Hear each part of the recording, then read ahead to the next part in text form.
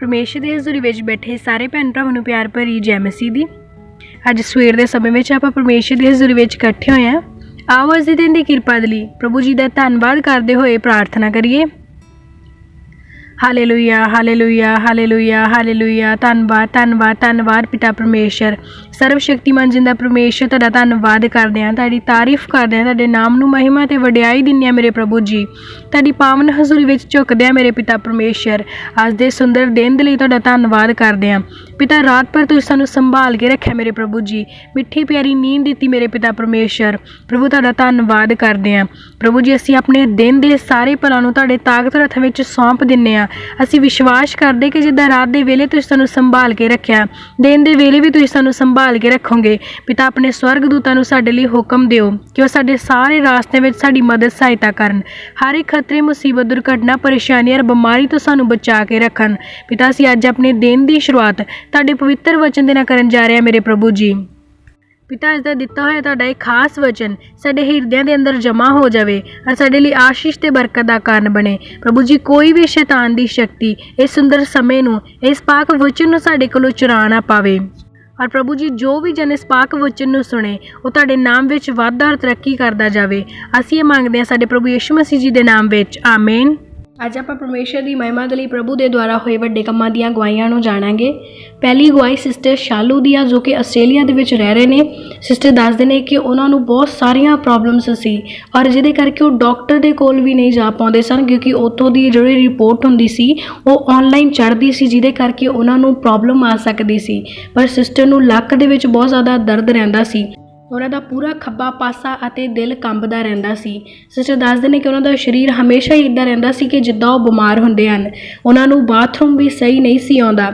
ਉਹਨਾਂ ਦੀ ਪੂਰੀ ਬਾਡੀ ਕੰਬਦੀ ਰਹਿੰਦੀ ਸੀ ਔਰ ਉਹਨਾਂ ਨੂੰ ਪ੍ਰਾਈਵੇਟ ਪਾਰਟ 'ਤੇ, ਗੁਪਤ ਅੰਗ 'ਤੇ ਵੀ ਇਨਫੈਕਸ਼ਨ ਬਹੁਤ ਜ਼ਿਆਦਾ ਹੋ ਜਾਂਦੀ ਸੀ।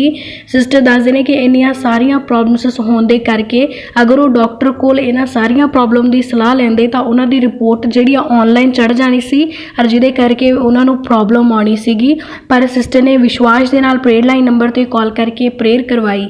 ਪ੍ਰੇਅਰ ਕਰਵਾਉਣ ਤੋਂ ਬਾਅਦ ਸਿਸਟਰ ਜਦੋਂ ਆਪਣੇ ਟੈਸਟ ਰਿਪੋਰਟਸ ਕਰਵਾਉਣ ਦੇ ਲਈ ਡਾਕਟਰ ਕੋਲੇ ਗਏ ਤਾਂ ਉਹਨਾਂ ਦੀਆਂ ਸਾਰੀਆਂ ਰਿਪੋਰਟਸ ਨਾਰਮਲ ਆਈਆਂ ਔਰ ਉਹਨਾਂ ਦਾ ਸਰੀਰ ਬਿਲਕੁਲ ਠੀਕ ਹੋ ਗਿਆ। ਔਰ ਜੋ ਪ੍ਰੋਬਲਮ ਉਹਨਾਂ ਨੂੰ ਫੀਲ ਕਰਦੇ ਸੀਗੇ ਉਹ ਸਾਰੀਆਂ ਪ੍ਰੋਬਲਮਸ ਤੋਂ ਉਹਨਾਂ ਨੇ ਪਹਿਲੀ ਪ੍ਰਾਰਥਨਾ ਦੇ ਵਿੱਚ ਹੀ ਆਜ਼ਾਦੀ ਪਾਈ।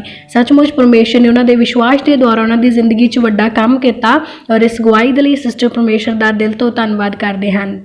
ਦੂਸਰੀ ਗਵਾਹੀ ਸਿਸਟਰ ਕਾਜਲ ਦੀ ਆ, ਜੋ ਕਿ 22 ਸਾਲ ਦੇ ਹਨ। ਸਿਸਟਰ ਦੱਸਦੇ ਨੇ ਕਿ ਉਹਨਾਂ ਦੀਆਂ 3 ਦੁਕਾਨਾਂ ਸਨ ਔਰ ਉਹ ਨੀਵੀਆਂ ਸਨ। ਜਦੋਂ ਮੀਂਹ ਆਉਂਦਾ ਸੀ ਉਹਦੇ ਵਿੱਚ ਪਾਣੀ ਭਰ ਜਾਂਦਾ ਸੀ ਔਰ ਉਹਨਾਂ ਨੇ ਦੁਕਾਨਾਂ ਨੂੰ ਉੱਚੀਆਂ ਕਰਨ ਦੇ ਲਈ ਦੁਕਾਨਾਂ ਖਾਲੀ ਕਰਕੇ ਕੰਮ ਸ਼ੁਰੂ ਕੀਤਾ, ਪਰ ਉਹਨਾਂ ਨੂੰ ਮਿੱਟੀ ਨਹੀਂ ਸੀ ਮਿਲ ਰਹੀ। ਦੁਕਾਨਾਂ ਬੰਦ ਹੋਣ ਦੇ ਕਰਕੇ ਉਹਨਾਂ ਦਾ ਕੰਮ ਬਿਲਕੁਲ ਬੰਦ ਸੀ, ਜਿਹਦੇ ਕਰਕੇ ਫਾਈਨੈਂਸ਼ੀਅਲੀ ਉਹਨਾਂ ਨੂੰ ਪ੍ਰੋਬਲਮ ਆ ਰਹੀ ਸੀ ਔਰ ਦੂਸਰਾ ਉਹਨਾਂ ਨੂੰ ਮਿੱਟੀ ਨਹੀਂ ਮਿਲ ਰਹੀ ਸੀ। ਇਸ ਕਰਕੇ ਲੰਬਾ ਸਮਾਂ ਦੁਕਾਨਾਂ ਬੰਦ ਹੋਣ ਦੇ ਚਾਂਸ ਸਨ। ਸਿਸਟਰ ਨੇ ਵਰਤ ਰੱਖ ਕੇ ਖਾਸ ਤੌਰ 'ਤੇ ਆਪਣੀਆਂ ਦੁਕਾਨਾਂ ਦੀ ਮਿੱਟੀ ਮਿਲਣ ਦੇ ਲਈ ਦੁਆ ਕੀਤੀ। ਸਿਸਟਰ ਦੱਸਦੇ ਨੇ ਕਿ ਫਾਸਟਿੰਗ ਦੇ ਵਿੱਚ ਹੀ ਉਹਨਾਂ ਦੀਆਂ ਦੁਕਾਨਾਂ ਦੇ ਲਈ ਉਹਨਾਂ ਨੂੰ ਮਿੱਟੀ ਮਿਲ ਗਈ ਅਤੇ ਉਹਨਾਂ ਦਾ ਕੰਮ ਸ਼ੁਰੂ ਹੋ ਗਿਆ ਔਰ ਇਸ ਗਵਾਹੀ ਦੇ ਲਈ ਸਿਸਟਰ ਪਰਮੇਸ਼ਰ ਦਾ ਦਿਲ ਤੋਂ ਧੰਨਵਾਦ ਕਰਦੇ ਹਨ। ਅਸੀਂ ਹਮੇਸ਼ਾ ਹੀ ਹਰ ਇੱਕ ਭੈਣ ਭਾਈ ਪਰਮੇਸ਼ਰ ਨੂੰ ਸਵਾਲ ਕਰਦਾ ਆ ਕਿ ਆਖਿਰ ਪਰਮੇਸ਼ਰ ਕਦੋਂ ਹੋਏਗਾ, ਪਰਮੇਸ਼ਰ ਮੈਂ ਕੀ ਕੀਤਾ। ਅਸੀਂ ਬਹੁਤ ਵਾਰ ਵਚਨ 'ਚ ਇਹ ਗੱਲ ਕਹੀ ਹੈ ਕਿ ਅਸੀਂ ਤਾਂ ਪਰਮੇਸ਼ਰ ਨੂੰ ਸਵਾਲ ਕਰਦੇ ਹਾਂ ਅਤੇ ਜਿੱਦਾਂ ਪਰਮੇਸ਼ਰ ਨੇ ਸਾਡੇ ਤੋਂ ਸਵਾਲ ਕਰ ਲਏ ਸਾਨੂੰ ਉੱਤਰ ਨਹੀਂ ਆਏਗਾ। ਤਾਂ ਅੱਜ ਅਸੀਂ ਪਰਮੇਸ਼ਰ ਦੇ ਕੁਝ ਸਵਾਲਾਂ ਨੂੰ ਲੈ ਕੇ ਆਏ ਹਾਂ ਜੋ ਪਰਮੇਸ਼ਰ ਸਾਨੂੰ ਪੁੱਛਦੇ ਨੇ। ਤਾਂ ਅੱਜ ਅਸੀਂ ਦੇਖਦੇ ਹਾਂ ਹਰ ਇੱਕ ਭੈਣ ਭਾਈ ਜਿਹੜਾ ਪ੍ਰਭੂ ਨੂੰ ਸਵਾਲ ਕਰਦਾ ਸੀ, ਅੱਜ ਉਹ ਆਪਣੇ ਮਨ ਦੇ ਵਿੱਚ ਇਹਨਾਂ ਸਵਾਲਾਂ ਨੂੰ ਸੁਣੇ ਜੋ ਪਰਮੇਸ਼ਰ ਸਾਨੂੰ ਪੁੱਛਦੇ ਆ ਅਤੇ ਉਹਨਾਂ ਦਾ ਜਵਾਬ ਦੇਵੇ ਅਤੇ ਦੱਸੇ ਕਿ ਕੀ ਅਸੀਂ ਅੱਜ ਪਰਮੇਸ਼ਰ ਦੇ ਸਵਾਲਾਂ ਦੇ ਜਵਾਬ ਦੇ ਸਕਦੇ ਹਾਂ। ਤਾਂ ਉਹ ਜਾਣਨ ਦੇ ਲਈ ਪਹਿਲੇ ਵਚਨ 'ਚੋਂ ਅਸੀਂ ਪੜ੍ਹਾਂਗੇ ਅਯੂਬ 40 ਉਹਦੀ 1 ਔਰ 2 ਨੰਬਰ ਆਇਤ ਨੂੰ। ਫਿਰ ਯਹੋਵਾ ਨੇ ਅਯੂਬ ਨੂੰ ਇਹ ਵੀ ਆਖਿਆ ਕਿ ਝਗੜਾਲੂ ਸਰਵ ਸ਼ਕਤੀਮਾਨ ਨਾਲ ਲੜੇ, ਜਿਹੜਾ ਪਰਮੇਸ਼ਰ ਨਾਲ ਬਹਿਸ ਕਰਦਾ ਹੈ ਉਹ ਉੱਤਰ ਦੇਵੇ। ਅੱਜ ਪਰਮੇਸ਼ਰ ਕਹਿ ਰਹੇ ਕਿ ਜਿਹੜੇ ਝਗੜਾਲੂ ਆ, ਜਿਹੜੇ ਮੇਰੇ ਨਾਲ ਬਹਿਸ ਕਰਦੇ ਆ, ਜਿਹੜੇ ਮੈਨੂੰ ਸਵਾਲ ਪੁੱਛਦੇ ਆ, ਜਿਹੜੇ ਮੇਰੇ ਅੱਗੇ ਕੁਐਸਚਨ ਕਰਦੇ ਆ ਕਿ ਆਖਿਰ ਪਰਮੇਸ਼ਰ ਕਿਉਂ, ਕਦੋਂ ਸਾਡਾ ਭਲਾ ਹੋਏਗਾ, ਕਦੋਂ ਤੂੰ ਸਾਡੀ ਸੁਣੇਗਾ, ਜਿਹੜੇ ਪਰਮੇਸ਼ਰ 'ਤੇ ਦੋਸ਼ ਲਗਾਉਂਦੇ ਆ, ਕਹਿੰਦਾ ਜਿਹੜੇ ਝਗੜਾਲੂ ਮਨ ਵਾਲੇ ਆ, ਕੱਲ੍ਹ ਸ਼ਾਮ ਦੀ ਪ੍ਰਾਰਥਨਾ ਵਿੱਚ ਮੈਂ ਇਹ ਗੱਲ ਕਹੀ ਸੀ ਕਿ ਅਸੀਂ ਪਰਮੇਸ਼ਰ ਤੋਂ ਸਵਾਲ ਪੁੱਛ ਸਕਦੇ ਹਾਂ, ਪਰ ਵਚਨ ਦੇ ਰਿਲੇਟਡ ਪੁੱਛ ਸਕਦੇ ਹਾਂ ਕਿ ਪਰਮੇਸ਼ਰ ਵਚਨ 'ਚ ਇੱਦਾਂ ਲਿਖਿਆ ਸੀ, ਇੱਦਾਂ ਕਿਉਂ ਨਹੀਂ ਹੋਇਆ। ਪਰਮੇਸ਼ਰ ਮੈਨੂੰ ਇਸ ਗੱਲ ਦੀ ਸਮਝ ਨਹੀਂ ਆਈ, ਤੂੰ ਮੈਨੂੰ ਸਮਝ ਦੇ। ਸਮਝ ਲੈਣ ਵਾਲੇ ਸਵਾਲ ਅਸੀਂ ਪੁੱਛ ਸਕਦੇ ਹਾਂ, ਪਰ ਝਗੜਾ ਕਰਨ ਵਾਲੇ ਸਵਾਲ ਨਹੀਂ, ਦੋਸ਼ ਲਾਉਣ ਵਾਲੇ ਸਵਾਲ ਨਹੀਂ। ਅਗਰ ਸਾਨੂੰ ਕਿਸੇ ਗੱਲ ਦੀ ਸਮਝ ਨਹੀਂ ਆ ਰਹੀ, ਜਿੱਦਾਂ ਮੈਨੂੰ ਵਚਨ ਦੀ ਸਮਝ ਨਹੀਂ ਆ ਰਹੀ, ਤਾਂ ਮੈਂ ਕਹਿੰਦੀ ਹਾਂ ਕਿ ਪਰਮੇਸ਼ਰ ਆਹ ਵਚਨ 'ਚ ਇੱਦਾਂ ਕਿਉਂ ਹੋਇਆ, ਇਹਦਾ ਕੀ ਮਕਸਦ ਸੀ, ਮੈਨੂੰ ਦੱਸ ਕਿ ਆਖਿਰ ਇੱਦਾਂ ਕਿਉਂ ਹੋਇਆ। ਉਹ ਤਾਂ ਅਸੀਂ ਆਪਣੀ ਸਿੱਖਿਆ ਵਧਾਉਣ ਦੇ ਲਈ ਔਰ ਵਚਨ ਦਾ ਗਿਆਨ ਲੈਣ ਦੇ ਲਈ ਪੁੱਛ ਰਹੇ ਹਾਂ ਨਾ। ਪਰ ਇੱਥੇ ਪਰਮੇਸ਼ਰ ਕੀ ਕਹਿ ਰਿਹਾ ਕਿ ਝਗੜਾਲੂ, ਜਿਹੜਾ ਝਗੜੇ ਦੇ ਨਾਲ, ਜਿਹੜਾ ਗੁੱਸੇ ਦੇ ਨਾਲ, ਜਿਹੜਾ ਦੋਸ਼ ਲਾਉਣ ਦੀ ਭਾਵਨਾ ਦੇ ਵਿੱਚ ਪਰਮੇਸ਼ਰ ਤੋਂ ਸਵਾਲ ਕਰਦਾ ਆ, ਕਹਿੰਦਾ ਜਿਹੜਾ ਮੇਰੇ ਨਾਲ ਬਹਿਸ ਕਰਦਾ ਆ, ਜਿਹੜਾ ਇਹ ਕਹਿੰਦਾ ਹੈ ਵੀ ਪਰਮੇਸ਼ਰ ਦੀ ਵਿਵਸਥਾ ਸਹੀ ਨਹੀਂ ਹੈਗੀ, ਪ੍ਰਭੂ ਨੂੰ ਦੁਨੀਆ ਨੂੰ ਚਲਾਉਣਾ ਨਹੀਂ ਆ ਰਿਹਾ, ਪਰਮੇਸ਼ਰ ਨੂੰ ਕਿਉਂ ਨਹੀਂ ਸਮਝ ਆ ਰਹੀ ਕਿ ਸਾਡੀਆਂ ਜ਼ਰੂਰਤਾਂ ਕੀ ਆ, ਪਰਮੇਸ਼ਰ ਸਾਨੂੰ ਕਦੋਂ ਵੇਖੇਗਾ, ਕਦੋਂ ਸਾਡਾ ਭਲਾ ਹੋਏਗਾ। ਝਗੜਾਲੂ ਤਰੀਕੇ ਦੇ ਨਾਲ ਜਿਹੜੇ ਪਰਮੇਸ਼ਰ ਤੋਂ ਸਵਾਲ ਕਰਦੇ ਸੀ, ਪਰਮੇਸ਼ਰ ਦੇ ਨਾਲ ਬਹਿਸ ਕਰਦੇ ਸੀ, ਅੱਜ ਯਹੋਵਾ ਉਹਨਾਂ ਤੋਂ ਸਵਾਲ ਪੁੱਛਦਾ ਕੀ ਕਹਿ ਰਿਹਾ ਕਿ ਮੈਨੂੰ ਉੱਤਰ ਦੇਣ। ਤਾਂ ਅਯੂਬ ਨੇ ਕੀ ਕਿਹਾ? ਪਰਮੇਸ਼ਰ ਨੇ ਅਯੂਬ ਨੂੰ ਇਹ ਗੱਲ ਆਖੀ ਸੀ ਕਿ ਮੈਨੂੰ ਉੱਤਰ ਦੇਣ। ਤਾਂ ਅਯੂਬ ਨੇ ਕੀ ਆਖਿਆ? ਵਚਨ 'ਚੋਂ ਅਸੀਂ ਪੜਾਂਗੇ ਅਯੂਬ 40 ਉਹਦੀ 3 ਔਰ 4 ਨੰਬਰ ਆਇਤ ਨੂੰ। ਤਦ ਅਯੂਬ ਨੇ ਯਹੋਵਾ ਨੂੰ ਉੱਤਰ ਦਿੱਤਾ, ਵੇਖ ਮੈਂ ਨਿਕੰਮਾ ਹਾਂ, ਮੈਂ ਕੀ ਉੱਤਰ ਦੇਵਾਂ, ਮੈਂ ਆਪਣਾ ਹੱਥ ਮੂੰਹ ਤੇ ਰੱਖਦਾ ਹਾਂ। ਹਾਲੇਲੂਇਆ। ਅਯੂਬ ਨਬੀ ਦੀ ਧਾਰਮਿਕਤਾ ਬਾਰੇ ਸਾਨੂੰ ਵਾਰ-ਵਾਰ ਐਗਜ਼ਾਮਪਲ ਦਿੱਤੀ ਜਾਂਦੀ। ਮੈਂ ਵੀ ਵਾਰ-ਵਾਰ ਅਯੂਬ ਨਬੀ ਦੀ ਐਗਜ਼ਾਮਪਲ ਯੂਜ਼ ਕਰਦੀ ਹਾਂ, ਦੱਸਦੀ ਹਾਂ ਕਿ ਦੇਖੋ ਅਯੂਬ ਨਬੀ ਦੀ ਜ਼ਿੰਦਗੀ ਨੂੰ। ਅਤੇ ਬਹੁਤ ਸਾਰੇ ਪਾਸਟਰਸ ਜਿੱਥੇ ਅਸੀਂ ਜਾਂਦੇ ਹਾਂ, ਬਹੁਤ ਸਾਰੇ ਦਾਸ ਪ੍ਰਭੂ ਦੇ ਲੋਕਾਂ ਨੂੰ ਹਿੰਮਤ ਦੇਣ ਦੇ ਲਈ ਅਯੂਬ ਨਬੀ ਦੀ ਜੀਵਨ ਸਟੋਰੀ ਦੱਸਦੇ ਆ, ਲਾਈਫ ਸਟੋਰੀ ਦੱਸਦੇ ਆ ਕਿ ਕਿੱਦਾਂ ਉਹਨੇ ਸਟਰਗਲ ਕੀਤਾ, ਕਿਸ ਹੱਦ ਤੱਕ ਉਹਨੇ ਦੁੱਖ ਝੱਲੇ, ਔਰ ਫਿਰ ਵੀ ਕਿਸ ਹੱਦ ਦਾ, ਕਿਸ ਪੁਆਇੰਟ ਦਾ ਉਹ ਇੱਕਦਮ ਟੌਪ ਦਾ ਧਰਮੀ ਸੀ ਪਰਮੇਸ਼ਰ ਦੀ ਨਿਗਾਹ ਦੇ ਵਿੱਚ, ਸਭ ਤੋਂ ਫਸਟ ਨੰਬਰ ਦਾ। ਬਿਕਾਜ਼ ਜਿੰਨੀ ਜ਼ਿਆਦਾ ਪ੍ਰੋਬਲਮਸ ਉਹਦੀ ਜ਼ਿੰਦਗੀ ਵਿੱਚ ਸੀਗੀਆਂ ਨਾ, ਉਨੀ ਪ੍ਰੋਬਲਮ ਦੇ ਵਿੱਚ ਮੈਂ ਨਹੀਂ ਕਹਿ ਸਕਦੀ ਕਿ ਮੈਂ ਵੀ ਇੰਨੀ ਪ੍ਰੋਬਲਮ ਦੇ ਵਿੱਚ ਪਰਮੇਸ਼ਰ ਦੇ ਨਾਲ ਵਫਾਦਾਰ ਰਹਿ ਸਕਦੀ ਹਾਂ। ਈਵਨ ਅਸੀਂ ਤਾਂ ਬਹੁਤ ਆਮ ਜਿਹੇ ਹਾਂ, ਅਸੀਂ ਤਾਂ ਪਰਮੇਸ਼ਰ ਦੇ ਸਾਹਮਣੇ ਕੁਛ ਵੀ ਨਹੀਂ ਹੈਗੇ, ਅਯੂਬ ਨਬੀ ਦੇ ਸਾਹਮਣੇ ਕੁਛ ਵੀ ਨਹੀਂ ਹੈਗੇ, ਸਾਡਾ ਤਾਂ ਵਿਸ਼ਵਾਸ ਕੁਛ ਵੀ ਨਹੀਂ ਹੈਗਾ। ਅਸੀਂ ਵੀ ਉਸ ਪ੍ਰੋਬਲਮ ਦੇ ਵਿੱਚ ਡੋਲ ਜਾਵਾਂਗੇ, ਅਤੇ ਬਹੁਤ ਸਾਰੇ ਆ ਜਿਹੜੇ ਡੋਲ ਜਾਣਗੇ ਜਿੱਦਾਂ ਦੀ ਪ੍ਰੋਬਲਮ ਅਯੂਬ ਨਬੀ 'ਤੇ ਸੀ। ਪਰ ਉਹ ਬੰਦੇ ਨੇ ਆਪਣੇ ਆਖਰੀ ਦਮ ਤੱਕ ਵੀ ਉਸ ਰੂੜੀ 'ਤੇ ਬੈਠੇ ਹੋਏ, ਹੱਡੀਆਂ ਬਾਹਰ ਨਿਕਲ ਆਈਆਂ ਉਸ ਬੰਦੇ ਦੀਆਂ, ਮਾਸ ਗਲ ਗਿਆ, ਉੱਤੋਂ ਕੀੜੇ ਪੈ ਗਏ, ਉਸ ਵੇਲੇ ਵੀ ਉਸ ਬੰਦੇ ਨੇ ਇਹ ਗੱਲ ਕਹੀ ਕਿ ਪਰਮੇਸ਼ਰ ਮੈਂ ਤਾਂ ਨਿਕੰਮਾ ਆ। ਇੱਕ ਇਨਸਾਨ ਜਿਹੜਾ ਉਸ ਸਮੇਂ ਦਾ ਰਾਜਾ ਸੀ, ਸਭ ਤੋਂ ਅਮੀਰ ਰਾਜਾ, ਸਭ ਤੋਂ ਪ੍ਰਸਿੱਧ ਮੰਨਿਆ ਹੋਇਆ ਪਰਸਨ, ਜਿਹਦੀ ਕਿ ਠੁੱਕ ਸੀ ਉਸ ਵੇਲੇ ਪੂਰੀ, ਤਾਂ ਉਹ ਪਰਸਨ ਕੀ ਕਹਿ ਰਿਹਾ ਕਿ ਪਰਮੇਸ਼ਰ ਮੈਂ ਨਿਕੰਮਾ ਆ, ਮੈਂ ਤੈਨੂੰ ਕੀ ਉੱਤਰ ਦੇਵਾਂ, ਮੈਂ ਤਾਂ ਆਪਣੇ ਮੂੰਹ 'ਤੇ ਹੱਥ ਰੱਖਦਾ ਆ। ਇੱਕ ਧਰਮੀ, ਅਸੀਂ ਸਮਝ ਸਕਦੇ ਉਹਦੀ ਧਾਰਮਿਕਤਾ ਦੀ ਕੋਈ ਲਿਮਿਟ ਨਹੀਂ ਸੀ, ਕੋਈ ਕਾਊਂਟਿੰਗ ਨਹੀਂ ਹੈਗੀ, ਅਸੀਂ ਉਹਨੂੰ ਨਾਪ ਤੋਲ ਮਿਣ ਨਹੀਂ ਸਕਦੇ। ਅਯੂਬ ਉਹ ਪਰਸਨ ਸੀ ਜਿਹਦੇ ਤੋਂ ਪਰਮੇਸ਼ਰ ਖੁਸ਼ ਸੀ। ਈਵਨ ਪਰਮੇਸ਼ਰ ਖੁਸ਼ ਸੀ, ਇਨਸਾਨਾਂ ਨੇ ਤਾਂ ਹੋਣਾ ਹੀ ਹੋਣਾ ਪਰਮੇਸ਼ਰ, ਔਰ ਪਰਮੇਸ਼ਰ ਨੂੰ ਖੁਸ਼ ਕਰਨਾ ਐਡੀ ਸੌਖੀ ਗੱਲ ਨਹੀਂ ਹੈਗੀ। ਪਰਮੇਸ਼ਰ ਨੂੰ ਅੱਜ ਤੱਕ ਬਹੁਤ ਥੋੜ੍ਹੇ ਲੋਕ ਹੀ ਖੁਸ਼ ਕਰ ਪਾਏ ਆ, ਪਤਾ ਨਹੀਂ ਅਸੀਂ ਕਦੋਂ ਕਰਾਂਗੇ, ਪਰ ਉਹਦੇ ਤੋਂ ਖੁਸ਼ ਸੀ। ਅਸੀਂ ਤਾਂ ਜੇ ਸੋਚਦੇ ਨਾ ਵੀ ਪਤਾ ਨਹੀਂ ਕਦੋਂ ਸਾਡੇ ਤੋਂ ਪ੍ਰਭੂ ਖੁਸ਼ ਹੋਏਗਾ, ਪਰ ਉਹਦੇ ਤੋਂ ਖੁਸ਼ ਸੀਗਾ, ਇੰਨਾ ਜ਼ਿਆਦਾ ਖੁਸ਼ ਸੀ ਕਿ ਪ੍ਰਭੂ ਕਹਿੰਦਾ ਵੇਖ ਮੇਰਾ ਦਾਸ ਅਯੂਬ, ਮੇਰਾ ਦਾਸ ਅਯੂਬ ਜਿਹੜਾ ਕਹਿੰਦਾ ਧਰਤੀ ਦਾ ਧਰਮੀ ਆ, ਮੇਰਾ ਖਰਾ ਧਰਮੀ ਆ। ਉਹਨੇ ਸ਼ੈਤਾਨ ਨੂੰ ਇਹ ਗੱਲ ਕਹਿ ਦਿੱਤੀ ਸੀ ਯਹੋਵਾ ਪਰਮੇਸ਼ਰ ਨੇ ਕਿ ਅਯੂਬ ਮੇਰਾ ਖਰਾ ਧਰਮੀ ਆ, ਮੈਨੂੰ ਮਾਣ ਆ ਉਸ ਧਰਮੀ ਦੇ ਉੱਤੇ, ਤੂੰ ਜਾ ਪਰਖ ਲਾ, ਕਿਉਂਕਿ ਮੈਨੂੰ ਵਿਸ਼ਵਾਸ ਆ ਵੀ ਉਹ ਮੇਰਾ ਖਰਾ ਧਰਮੀ। ਸਾਡੀ ਕੋਈ ਇਨਸਾਨ ਨਹੀਂ ਹਾਮੀ ਭਰਦਾ, ਸਾਡੇ ਆਪਣੇ ਮਾਂ-ਬਾਪ ਨਹੀਂ ਹਾਮੀ ਭਰਦੇ ਵੀ ਹਾਂ ਮੈਂ ਆਪਣੇ ਬੱਚੇ ਦੀ ਗਵਾਹੀ ਦਿੰਦਾ, ਹਾਮੀ ਭਰਦਾ, ਮੈਂ ਇਹਦੀ ਗਰੰਟੀ ਚੱਕਦਾ। ਸਾਡੇ ਆਪਣੇ ਮਾਂ-ਬਾਪ ਨੂੰ ਭਰੋਸਾ ਨਹੀਂ, ਪਰ ਉਸ ਧਰਮੀ ਪਰਸਨ ਦੇ ਉੱਤੇ ਪਰਮੇਸ਼ਰ ਨੂੰ ਭਰੋਸਾ ਸੀ ਕਿ ਮੈਂ ਇਸ ਗੱਲ ਦੀ ਹਾਮੀ ਭਰਦਾ, ਸ਼ੈਤਾਨ ਤੂੰ ਜਾ, ਮੈਨੂੰ ਵਿਸ਼ਵਾਸ ਆ ਮੇਰੇ ਉਸ ਧਰਮੀ 'ਤੇ ਕਿ ਉਹ ਮੇਰਾ ਸੱਚਾ ਧਰਮੀ ਆ। ਅਤੇ ਉਹ ਸੱਚਾ ਧਰਮੀ ਜਿਹੜਾ ਪਰਮੇਸ਼ਰ ਦੀ ਨਿਗਾਹ ਦੇ ਵਿੱਚ 100% ਖਰਾ ਸੀ, ਉਹ ਧਰਮੀ ਆਪਣੇ ਆਪ ਨੂੰ ਕੀ ਕਹਿ ਰਿਹਾ ਕਿ ਮੈਂ ਤਾਂ ਨਿਕੰਮਾ ਆ, ਮੈਂ ਕੀ ਉੱਤਰ ਦੇਵਾਂ ਤੈਨੂੰ। ਕਹਿੰਦਾ ਮੈਂ ਆਪਣੇ ਮੂੰਹ ਦੇ ਉੱਤੇ ਹੱਥ ਰੱਖ ਲੈਣਾ ਵੀ ਮੈਂ ਇਸ ਯੋਗ ਨਹੀਂ ਹੈਗਾ ਪਰਮੇਸ਼ਰ ਜੋ ਮੈਂ ਤੇਰੇ ਨਾਲ ਵਿਵਾਦ ਵਿੱਚ ਪਵਾਂ, ਮੈਂ ਤੇਰੀ ਗੱਲ ਦਾ ਜਵਾਬ ਦੇ ਸਕਾਂ, ਕਿਉਂ ਜੋ ਮੈਂ ਕੀ ਆ, ਨਿਕੰਮਾ ਆ। ਇੱਕ ਉਸ ਹੱਦ ਦਾ ਧਰਮੀ ਜਿਹਦੀ ਕੋਈ ਲਿਮਿਟ ਨਹੀਂ, ਕੋਈ ਕਾਊਂਟਿੰਗ ਨਹੀਂ, ਉਹ ਕਹਿ ਰਿਹਾ ਮੈਂ ਨਿਕੰਮਾ ਆ। ਅਤੇ ਅਸੀਂ ਨਿਕੰਮੇ ਹੋ ਕੇ ਕੀ ਕਹਿੰਦੇ ਪ੍ਰਭੂ ਨੂੰ ਸਾਨੂੰ ਇੱਕ ਦਿਨ ਰੱਬ ਬਣਾ, ਤੈਨੂੰ ਦੱਸੀਏ ਦੁਨੀਆ ਕਿਵੇਂ ਚੱਲਦੀ ਆ। ਇਹੀ ਚੈਲੰਜ, ਓਪਨ ਚੈਲੰਜ ਅਸੀਂ ਦਿੰਨੇ ਰੱਬ ਨੂੰ ਕਿ ਸਾਨੂੰ ਸਾਡੀ ਸਮਝ ਤੇ ਐਡਾ ਮਾਣ ਆ, ਜਦ ਕਿ ਧਾਰਮਿਕਤਾ ਦਾ ਸਾਡੇ ਵਿੱਚ ਇੱਕ ਅੰਸ਼ ਵੀ ਨਹੀਂ ਹੈਗਾ। ਹਜੇ ਧਾਰਮਿਕਤਾ ਦਾ ਇੱਕ ਸਟੈਪ ਵੀ ਨਹੀਂ ਵਧੇ ਅਸੀਂ। ਅਯੂਬ ਕੌਣ ਸੀ? ਪਰਮੇਸ਼ਰ ਦੀ ਮਹਿਮਾ ਕਰਨ ਵਾਲਾ। ਅਸੀਂ ਤਾਂ ਜੇ ਆਪਣੀਆਂ ਜ਼ਰੂਰਤਾਂ ਚੋਂ ਹੀ ਬਾਹਰ ਨਹੀਂ ਨਿਕਲੇ ਹੈਗੇ। ਅਯੂਬ ਪਰਮੇਸ਼ਰ ਨੂੰ ਮਿਲਣ ਦੇ ਲਈ, ਉਹਦਾ ਧੰਨਵਾਦ ਕਰਨ ਦੇ ਲਈ ਉਹਦੀ ਹਜ਼ੂਰੀ 'ਚ ਜਾਂਦਾ ਸੀ। ਅਸੀਂ ਜਦੋਂ ਵੀ ਜਾਂਦੇ ਹਾਂ ਮੰਗਣ ਦੇ ਲਈ ਜਾਂਦੇ ਹਾਂ।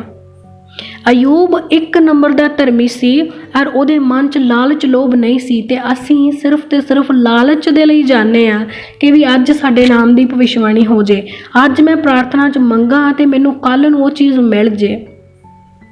ਅਸੀਂ ਪਰਮੇਸ਼ਰ ਦੇ ਸਵਾਲਾਂ ਦਾ ਜਵਾਬ ਦੇਣ ਦੇ ਯੋਗ ਹੈਗੇ ਹਾਂ? ਅਸੀਂ ਸਵਾਲ ਕਰਦੇ ਹਾਂ ਪਰਮੇਸ਼ਰ ਦੇ, ਅਸੀਂ ਤਾਂ ਉਹਨੂੰ ਇਹ ਵੀ ਪੁੱਛਣ ਦੇ ਯੋਗ ਨਹੀਂ ਹੈਗੇ ਕਿ ਪਰਮੇਸ਼ਰ ਆਖਿਰ ਕਿਉਂ, ਪਰ ਅਸੀਂ ਉਹਨੂੰ ਪੁੱਛਦੇ ਹਾਂ ਫਿਰ ਵੀ ਕਿਉਂ। ਜਦ ਕਿ ਇੱਕ ਧਰਮੀ ਪਰਸਨ ਇਹ ਗੱਲ ਕਹਿ ਰਿਹਾ ਕਿ ਮੈਂ ਨਿਕੰਮਾ ਆ, ਤੇ ਅਸੀਂ ਨਿਕੰਮੇ ਹੋ ਕੇ ਕਹਿ ਰਹੇ ਹਾਂ ਵੀ ਪ੍ਰਭੂ ਸਾਨੂੰ ਫੜਾ, ਤੈਨੂੰ ਅਸੀਂ ਚਲਾ ਕੇ ਦਿਖਾਉਂਦੇ ਹਾਂ। ਹਾਂ, ਸੱਚਮੁੱਚ ਸਾਡੇ 'ਚ ਇਹ ਕਮੀ ਹੈਗੀ ਆ, ਅਸੈਪਟ ਕਰੋ ਇਸ ਚੀਜ਼ ਨੂੰ। ਮੈਂ ਵੀ ਇਹਦੇ ਹੀ ਸੀ। ਕੋਈ ਬੰਦਾ ਇਹ ਨਹੀਂ ਕਹਿ ਸਕਦਾ ਮੈਂ ਬੜਾ ਖਰਾ ਸੀ। ਮੈਂ ਹਰ ਵਾਰ ਆਪਣੀ ਐਗਜ਼ਾਮਪਲ ਦਿੰਦੀ, ਮੈਂ ਵੀ ਅਜਿਹੀ ਹੀ ਸੀ। ਮੈਂ ਪਰਮੇਸ਼ਰ ਨੂੰ ਕਹਿੰਦੀ ਸੀ ਕਿ ਪਰਮੇਸ਼ਰ ਤੂੰ ਕਿਉਂ ਨਹੀਂ ਸੁਣਦਾ, ਤੂੰ ਵੀ ਉਹਨਾਂ ਦੀ ਸੁਣਦਾ ਹੈ ਪ੍ਰਭੂ, ਤੂੰ ਵੀ ਅਮੀਰਾਂ ਦਾ ਆ। ਪਰਮੇਸ਼ਰ ਤੂੰ ਆਪਣੇ ਦੋਸਤ ਲਾਜ਼ਰ ਨੂੰ ਤਾਂ ਚੰਗਾ ਕਰ ਲਿਆ, ਆਪਣੇ ਦੋਸਤ ਲਾਜ਼ਰ ਨੂੰ, ਤੇਰਾ ਦੋਸਤ ਸੀ ਤੂੰ ਉਹਨੂੰ ਜਿੰਦਾ ਕਰ ਲਿਆ। ਸਾਡੇ ਭੈਣ ਭਰਾ ਕਿਉਂ ਨਹੀਂ? ਮੇਰਾ ਭਰਾ ਕਿਉਂ ਨਹੀਂ? ਤੇਰਾ ਦੋਸਤ ਜਿੰਦਾ ਹੋ ਗਿਆ, ਮੇਰਾ ਭਰਾ ਕਿਉਂ ਨਹੀਂ? ਮੈਂ ਵੀ ਇਹ ਗੱਲਾਂ ਕਰਦੀ ਰਹੀ ਪਰਮੇਸ਼ਰ ਨੂੰ, ਪ੍ਰਭੂ ਜਿਹੜੇ ਤੇਰਾ ਨਾਂ ਨਹੀਂ ਲੈਂਦੇ ਉਹ ਬਾਹਰ ਚੱਲ ਗਏ, ਮੈਂ ਕਿਉਂ ਨਹੀਂ ਗਈ? ਪ੍ਰਭੂ ਜਿਹੜੇ ਲੋਕ ਝੂਠ ਵੀ ਬੋਲਦੇ, ਪਾਪ ਵੀ ਕਰਦੇ, ਉਹ ਇੰਨੀ ਇੱਕ ਵਾਰੀ 'ਚ ਸੁਣੀ ਜਾਂਦੀ ਆ। ਪਰਮੇਸ਼ਰ ਮੇਰੇ 'ਚ ਅਜਿਹੀ ਵਿਸ਼ਵਾਸ ਅਜੇ ਤੱਕ ਕਿਉਂ ਨਹੀਂ ਹੈਗਾ? ਮੈਨੂੰ ਬਹੁਤ ਸਾਰੇ ਰੋਗ ਸੀ, ਬੜੇ ਸਾਰੇ ਰੋਗ ਸੀ, ਕਾਫੀਆਂ ਤੋਂ ਪਰਮੇਸ਼ਰ ਨੇ ਠੀਕ ਕਰਤਾ, ਥੋੜ੍ਹੇ ਬਹੁਤ ਹਜੇ ਵੀ ਹੈਗੇ ਆ। ਅਤੇ ਮੈਂ ਉਦੋਂ ਕਹਿੰਦੀ ਸੀ ਪਰਮੇਸ਼ਰ ਗਵਾਹੀ ਸੁਣਨੀ। ਮੈਂ ਚਰਚ 'ਚ ਲੋਕ ਗਏ, ਉਹਨਾਂ ਨੇ ਕਹਿਣਾ ਅਸੀਂ ਪਹਿਲੀ ਵਾਰੀ ਚਰਚ ਆਏ ਹਾਂ, ਸਾਨੂੰ ਪਰਮੇਸ਼ਰ ਬਾਰੇ ਕੁਝ ਪਤਾ ਨਹੀਂ ਸੀ, ਅਸੀਂ ਤਾਂ ਪਹਿਲੀ ਵਾਰੀ ਆਏ ਹਾਂ ਅਤੇ ਸਾਡਾ ਕੰਮ ਹੋ ਗਿਆ। ਉਸ ਵੇਲੇ ਤਾਂ ਮੈਂ ਆਪਣੇ ਵਾਲ ਪੱਟ ਲੈਂਦੀ ਸੀ ਕਿ ਹੀ ਪਰਮੇਸ਼ਰ ਮੇਰੀ ਕਿਉਂ ਨਹੀਂ ਸੁਣੀ? ਮੈਂ ਤਾਂ ਪਹਿਲੀ ਵਾਰੀ ਨਹੀਂ ਆਈ, ਮੈਨੂੰ ਤਾਂ ਤੇਰੇ ਬਾਰੇ ਸਾਰਾ ਕੁਝ ਪਤਾ ਆ। ਮੈਂ ਇਸ ਤੋਂ ਬਾਅਦ ਪ੍ਰੇਅਰ ਕਰਨੀ ਨਹੀਂ, ਮੈਂ ਚਰਚ ਆਉਣਾ ਹੀ ਨਹੀਂ, ਮੇਰਾ ਭਲਾ ਹੀ ਨਹੀਂ ਹੁੰਦਾ, ਮੈਂ ਕੀ ਲੈਣਾ ਇੱਥੇ ਆ ਕੇ? ਜਿਹੜੇ ਪਹਿਲੀ ਵਾਰੀ ਆਉਂਦੇ ਉਹ ਠੀਕ ਹੋ ਜਾਂਦੇ, ਅਸੀਂ ਪਾਗਲ ਹਾਂ? ਪਰਮੇਸ਼ਰ ਸਾਡੇ ਅੰਦਰ ਕੋਈ ਵਿਸ਼ਵਾਸ ਨਹੀਂ ਹੈਗਾ? ਹਾਂ, ਮੈਂ ਹਰ ਵਾਰ ਆਪਣੀ ਗੱਲ ਇਸ ਲਈ ਦੱਸਦੀ ਹਾਂ ਕਿਉਂਕਿ ਤੁਹਾਨੂੰ ਲੱਗੇ, ਇਸ ਗੱਲ ਦਾ ਪਤਾ ਲੱਗੇ ਕਿ ਜੇ ਕੋਈ ਬੰਦਾ ਅੱਜ ਗਿਆਨ ਦੇ ਰਿਹਾ ਆ ਤਾਂ ਇਹ ਨਹੀਂ ਵੀ ਉਹ ਪੈਦਾ ਹੀ ਗਿਆਨੀ ਹੋਇਆ ਸੀ, ਕਮੀਆਂ ਘਟੀਆਂ ਦੇ ਵਿੱਚੋਂ ਨਿਕਲੇ ਆ। ਜਦੋਂ ਮੈਂ ਦੁਆ ਕਰਨੀ, ਜੇ ਤਾਂ ਮੇਰੀ ਦੁਆ ਪੂਰੀ ਨਾ ਹੋਣੀ, ਮੈਂ ਅਗਲੇ ਦਿਨ ਕਰਨੀ ਨਹੀਂ। ਅਗਲੇ ਦਿਨ ਮੈਂ ਤੁਰੀ ਫਿਰਦੀ ਨੇ ਵੀ ਨੱਕ ਮਾਰ ਵੱਟਦੀ ਫਿਰਨਾ, ਪਰਮੇਸ਼ਰ ਮੈਂ ਨਹੀਂ, ਅੱਜ ਮੈਂ ਗੱਲ ਹੀ ਨਹੀਂ ਕਰਨੀ, ਮੈਂ ਨਾਰਾਜ਼ ਹਾਂ, ਮੈਂ ਗੁੱਸੇ ਹਾਂ, ਮੈਂ ਨਹੀਂ ਕਰਨੀ, ਮੈਂ ਬੋਲਣਾ ਹੀ ਨਹੀਂ, ਕੁਛ ਨਹੀਂ ਕਰਨਾ। ਫਿਰ ਜਦੋਂ ਮੈਨੂੰ ਵਚਨ ਯਾਦ ਕੋਈ ਨਾ ਕੋਈ ਆ ਜਾਣਾ, ਫਿਰ ਮੈਂ ਹੱਸ ਪੈਣਾ, ਫਿਰ ਉਹੋ ਜਿਹੀ ਹੋ ਜਾਣਾ। ਪਰ ਹਾਂ ਇਹ ਆ ਕਿ ਮੈਂ ਦੋਸ਼ ਬਹੁਤ ਲਾਏ ਪਰਮੇਸ਼ਰ 'ਤੇ। ਮੇਰੇ ਜਿੰਨੇ ਸਵਾਲ ਕਿਸੇ ਨੇ ਪੁੱਛੇ ਹੀ ਨਹੀਂ ਹੋਣੇ ਪ੍ਰਭੂ ਤੋਂ ਕਿ ਪ੍ਰਭੂ ਇੱਦਾਂ ਕਿਉਂ ਆ, ਪ੍ਰਭੂ ਇੱਦਾਂ ਕਿਉਂ ਆ, ਮੇਰਾ ਪੈਰ ਕਿਉਂ ਦੁਖਿਆ, ਪ੍ਰਭੂ ਮੇਰਾ ਹੀ ਸਿਰ ਕਿਉਂ ਦੁਖਿਆ, ਮੇਰੀ ਅੱਖ ਕਿਉਂ ਦੁਖੀ, ਮੇਰੇ ਹੀ ਸਰੀਰ 'ਚ ਇੰਨੇ ਰੋਗ ਕਿਉਂ ਆ। ਤਾਂ ਪਰਮੇਸ਼ਰ ਨੇ ਹਰ ਇੱਕ ਗੱਲ ਦਾ ਜਵਾਬ ਦਿੱਤਾ ਜਦੋਂ ਮੈਂ ਇਹਨਾਂ ਵਚਨਾਂ ਨੂੰ ਸਮਝਣਾ ਸ਼ੁਰੂ ਕੀਤਾ। ਜਦੋਂ ਅਯੂਬ ਨਬੀ ਦੀ ਕਹਾਣੀ ਮੈਂ ਪੜ੍ਹੀ, ਸੱਚਮੁੱਚ ਮੇਰੇ ਲੂੰ ਕੰਡਾ ਖੜਾ ਹੁੰਦਾ ਸੀ ਜਦੋਂ ਪੜ੍ਹਦੀ ਸੀ ਮੈਂ ਕਿ ਇੰਨੇ ਦੁੱਖ ਵਿੱਚ ਕੋਈ ਕਿੱਦਾਂ ਧਰਮੀ ਹੋ ਸਕਦਾ। ਮੈਨੂੰ ਤਾਂ ਮਾੜੀ ਜਿਹੀ ਤਕਲੀਫ ਆਉਂਦੀ, ਮੈਂ ਤਾਂ ਉੱਪਰ ਮੂੰਹ ਚੱਕ ਲੈਂਦੀ, ਲੈ ਰੱਬਾ ਕਿ ਮੈਂ ਹੁਣ ਤੇਰਾ ਕੀ ਮਾੜਾ ਕਰਤਾ, ਤੇ ਇਹਨੇ ਤਾਂ ਕਿਹਾ ਨੀਗਾ। ਮੈਂ ਬਹੁਤ ਜ਼ਿਆਦਾ ਗਹਿਰਾਈ ਦੀਆਂ ਗੱਲਾਂ ਤਾਂ ਅਯੂਬ ਨਬੀ ਦੀ ਪੂਰੀ ਉਹ ਚੈਪਟਰ ਪੜ੍ਹ ਕੇ ਸਿੱਖੀਆਂ ਆ। ਔਰ ਹਾਂ, ਮੈਂ ਅਬਜ਼ਰਵ ਵੀ ਕੀਤਾ ਕਿ ਹਾਂ ਮੈਂ ਇੱਥੇ ਗਲਤ ਹਾਂ, ਪਰਮੇਸ਼ਰ ਮੈਨੂੰ ਮਾफ़ ਕਰ, ਮੈਂ ਇੱਥੇ ਗਲਤ ਸੀ। ਹਾਂ, ਮੈਂ ਆਹ ਵੀ ਕੰਮ ਕਰ ਲਿਆ ਸੀ, ਪਰਮੇਸ਼ਰ ਮੈਨੂੰ ਮਾफ़ ਕਰ, ਮੈਂ ਇੱਥੇ ਵੀ ਗਲਤ ਹਾਂ। ਤਾਂ ਵਚਨ ਸਾਨੂੰ ਸਾਡੇ ਸਾਰੇ ਡਾਊਟ ਕਲੀਅਰ ਕਰਦਾ ਆ। ਉਸੇ ਤਰ੍ਹਾਂ ਜਦੋਂ ਅਯੂਬ ਨਬੀ ਇਹ ਗੱਲ ਕਹਿ ਰਿਹਾ ਕਿ ਮੈਂ ਨਿਕੰਮਾ ਆ, ਮੈਂ ਪਾਪੀ ਹਾਂ, ਮੈਂ ਆਪਦੇ ਮੂੰਹ 'ਤੇ ਹੱਥ ਰੱਖਦਾ, ਪ੍ਰਭੂ ਮੈਂ ਤੇਰੇ ਉੱਤਰ ਦੇਣ ਜੋਗਾ ਨਹੀਂ ਹੈਗਾ, ਤੂੰ ਮੈਨੂੰ ਪੁੱਛੇ ਤੇ ਮੈਂ ਤੈਨੂੰ ਦੱਸਾਂ ਮੈਂ ਇਸ ਯੋਗ ਨਹੀਂ ਹੈਗਾ। ਤਾਂ ਉਹ ਧਰਮੀ ਪਰਸਨ ਕਹਿ ਰਿਹਾ ਮੈਂ ਇਸ ਯੋਗ ਨਹੀਂ ਹੈਗਾ। ਤੇ ਅਸੀਂ ਪਾਪੀ ਲੋਕ ਜਿਹੜੇ ਆਪਣੇ ਮਤਲਬ ਲਈ ਦੁਆਵਾਂ ਕਰਦੇ, ਅਸੀਂ ਕਹਿ ਦਿੰਦੇ ਪਰਮੇਸ਼ਰ ਤੂੰ ਦੱਸ ਸਾਨੂੰ। ਹਾਂ, ਜਿਵੇਂ ਰੱਬ ਸਾਡੇ ਸਵਾਲਾਂ ਦੇ ਜਵਾਬ ਦੇਣ ਲਈ ਵਿਹਲਾ ਬੈਠਾ ਆ। ਰੱਬ ਸਾਡੇ ਸਵਾਲਾਂ ਦੇ ਜਵਾਬ ਦੇਏਗਾ, ਪਰ ਉਹਨਾਂ ਦੇ ਜੀ ਦਾ ਕੋਈ ਸਿਰ ਪੈਰ ਵੀ ਹੋਏਗਾ। ਬੇਤੁਕੀਆਂ ਗੱਲਾਂ ਦੇ ਲਈ ਪਰਮੇਸ਼ਰ ਕੋਲ ਟਾਈਮ ਨਹੀਂ ਹੈਗਾ। ਇਹ ਚੀਜ਼ਾਂ ਮੈਂ ਕਰਕੇ ਵੇਖ ਚੁੱਕੀ ਹਾਂ, ਮੈਨੂੰ ਕਿਸੇ ਗੱਲ ਦਾ ਜਵਾਬ ਨਹੀਂ ਮਿਲਿਆ। ਮੈਂ ਅੱਜ ਤੱਕ ਨਹੀਂ ਬਾਹਰ ਜਾ ਪਾਈ, ਮੈਂ ਬਹੁਤ ਮਿਹਨਤ ਕੀਤੀ, ਮੈਂ ਬੜੇ ਪੈਸੇ ਵੀ ਖਰਾਬ ਕੀਤੇ ਆਪਦੇ ਘਰਦਿਆਂ ਦੇ, ਨਹੀਂ ਜਾ ਪਾਈ। ਉਸ ਗੱਲ ਦਾ ਸਵਾਲ ਦਾ ਜਵਾਬ ਮੈਨੂੰ ਅੱਜ ਤੱਕ ਨਹੀਂ ਮਿਲਿਆ ਪਰਮੇਸ਼ਰ ਤੋਂ। ਮੈਂ ਹਮੇਸ਼ਾ ਹੀ ਪਾਸਪੋਰਟ ਮਾਰਨਾ ਚਲਾ ਕੇ ਮੈਂ ਨਹੀਂ ਜਾਣਾ, ਹੁਣ ਮੈਂ ਕਰਨਾ ਹੀ ਨਹੀਂ ਕੁਛ, ਪ੍ਰਭੂ ਮੇਰਾ ਤਾਂ ਇਹ ਕਿਸੇ ਕੰਮ ਦਾ ਹੀ ਨਹੀਂ, ਇਹ ਤਾਂ ਵਾਕਈ ਇਹਦੇ 'ਤੇ ਰਾਸ਼ਨ ਲਿਖਣ ਦੇ ਕੰਮ ਆਏਗਾ। ਤਾਂ ਕੁਛ ਨਹੀਂ ਮਿਲਿਆ, ਕੁਛ ਨਹੀਂ ਹਾਸਿਲ ਹੋਇਆ, ਫालतू ਦੇ ਸਵਾਲ ਜਵਾਬ ਪੁੱਛ ਕੇ ਕੁਛ ਨਹੀਂ ਮਿਲਿਆ। ਜੇ ਮਿਲਿਆ ਸਭ ਕੁਛ ਤਾਂ ਵਚਨਾਂ ਦੇ ਦੁਆਰਾ ਮਿਲਿਆ, ਔਰ ਵਚਨ ਸਾਨੂੰ ਇਸ ਗੱਲ ਦੀ ਆਗਿਆ ਨਹੀਂ ਦਿੰਦਾ ਕਿ ਅਸੀਂ ਆਪਣੇ ਪਰਮੇਸ਼ਰ ਨੂੰ ਸਵਾਲ ਕਰੀਏ। ਅਸੀਂ ਕਰ ਲਏ ਤਾਂ ਅੱਜ ਪਰਮੇਸ਼ਰ ਦੇ ਸਵਾਲ ਕੀ ਨੇ ਸਾਡੇ ਲਈ, ਵਚਨ 'ਚੋਂ ਅਸੀਂ ਪੜਾਂਗੇ। ਅਯੂਬ 40 ਉਹਦੀ 6 ਤੋਂ ਲੈ ਕੇ 9 ਨੰਬਰ ਆਈ ਤੱਕ। ਅੱਗੋਂ ਯਹੋਵਾ ਨੇ ਅਯੂਬ ਨੂੰ ਵਾਹ-ਵਰੋਲੇ ਵਿੱਚੋਂ ਉੱਤਰ ਦੇ ਕੇ ਆਖਿਆ, ਪੁਰਖ ਵਾਂਗ ਆਪਣੀ ਕਮਰ ਕੱਸ ਲੈ, ਮੈਂ ਤੇਥੋਂ ਸਵਾਲ ਕਰਾਂਗਾ ਤੇ ਤੂੰ ਮੈਨੂੰ ਉੱਤਰ ਦੇ। ਕੀ ਤੂੰ ਮੇਰੇ ਨਿਆਂ ਨੂੰ ਰੱਦ ਕਰੇਗਾ? ਕੀ ਤੂੰ ਮੈਨੂੰ ਦੋਸ਼ੀ ਠਹਿਰਾਵੇਂਗਾ ਤਾਂ ਜੋ ਤੂੰ ਨਿਰਦੋਸ਼ ਠਹਿਰੇ? ਕੀ ਤੇਰਾ ਬਲ ਪਰਮੇਸ਼ਰ ਵਰਗਾ ਹੈ ਅਤੇ ਤੂੰ ਉਹਦੇ ਵਰਗੀ ਆਵਾਜ਼ ਨਾਲ ਗੱਜ ਸਕਦਾ ਹੈ? ਹਾਲੇਲੂਇਆ। ਪਰਮੇਸ਼ਰ ਦਾ ਵਚਨ ਸਾਨੂੰ ਕੀ ਦੱਸਦਾ? ਕਹਿੰਦਾ ਯਹੋਵਾ ਨੇ ਅਯੂਬ ਨੂੰ ਕੀ ਕਿਹਾ ਕਿ ਕਮਰ ਕੱਸ ਲਾ ਹੁਣ ਤੂੰ। ਅੱਜ ਅਸੀਂ ਆਪਣੀ ਕਮਰ ਕੱਸ ਕੇ ਬੈਠੇ ਹਾਂ। ਅਸੀਂ ਵੇਖੋ ਕੀ ਪਰਮੇਸ਼ਰ ਦੇ ਉੱਤਰ ਦੇ ਸਕਦੇ ਹਾਂ। ਮੈਂ ਤਾਂ ਨਹੀਂ ਦੇ ਸਕਦੀ, ਕਿਉਂਕਿ ਪਰਮੇਸ਼ਰ ਕਹਿੰਦਾ ਵੇਖ ਪੁਰਖ ਵਾਂਗ ਆਪਣੀ ਕਮਰ ਕੱਸ ਲਾ, ਕਿਉਂ ਜੋ ਮੈਂ ਤੇਥੋਂ ਸਵਾਲ ਪੁੱਛਣ ਵਾਲਾ ਹਾਂ।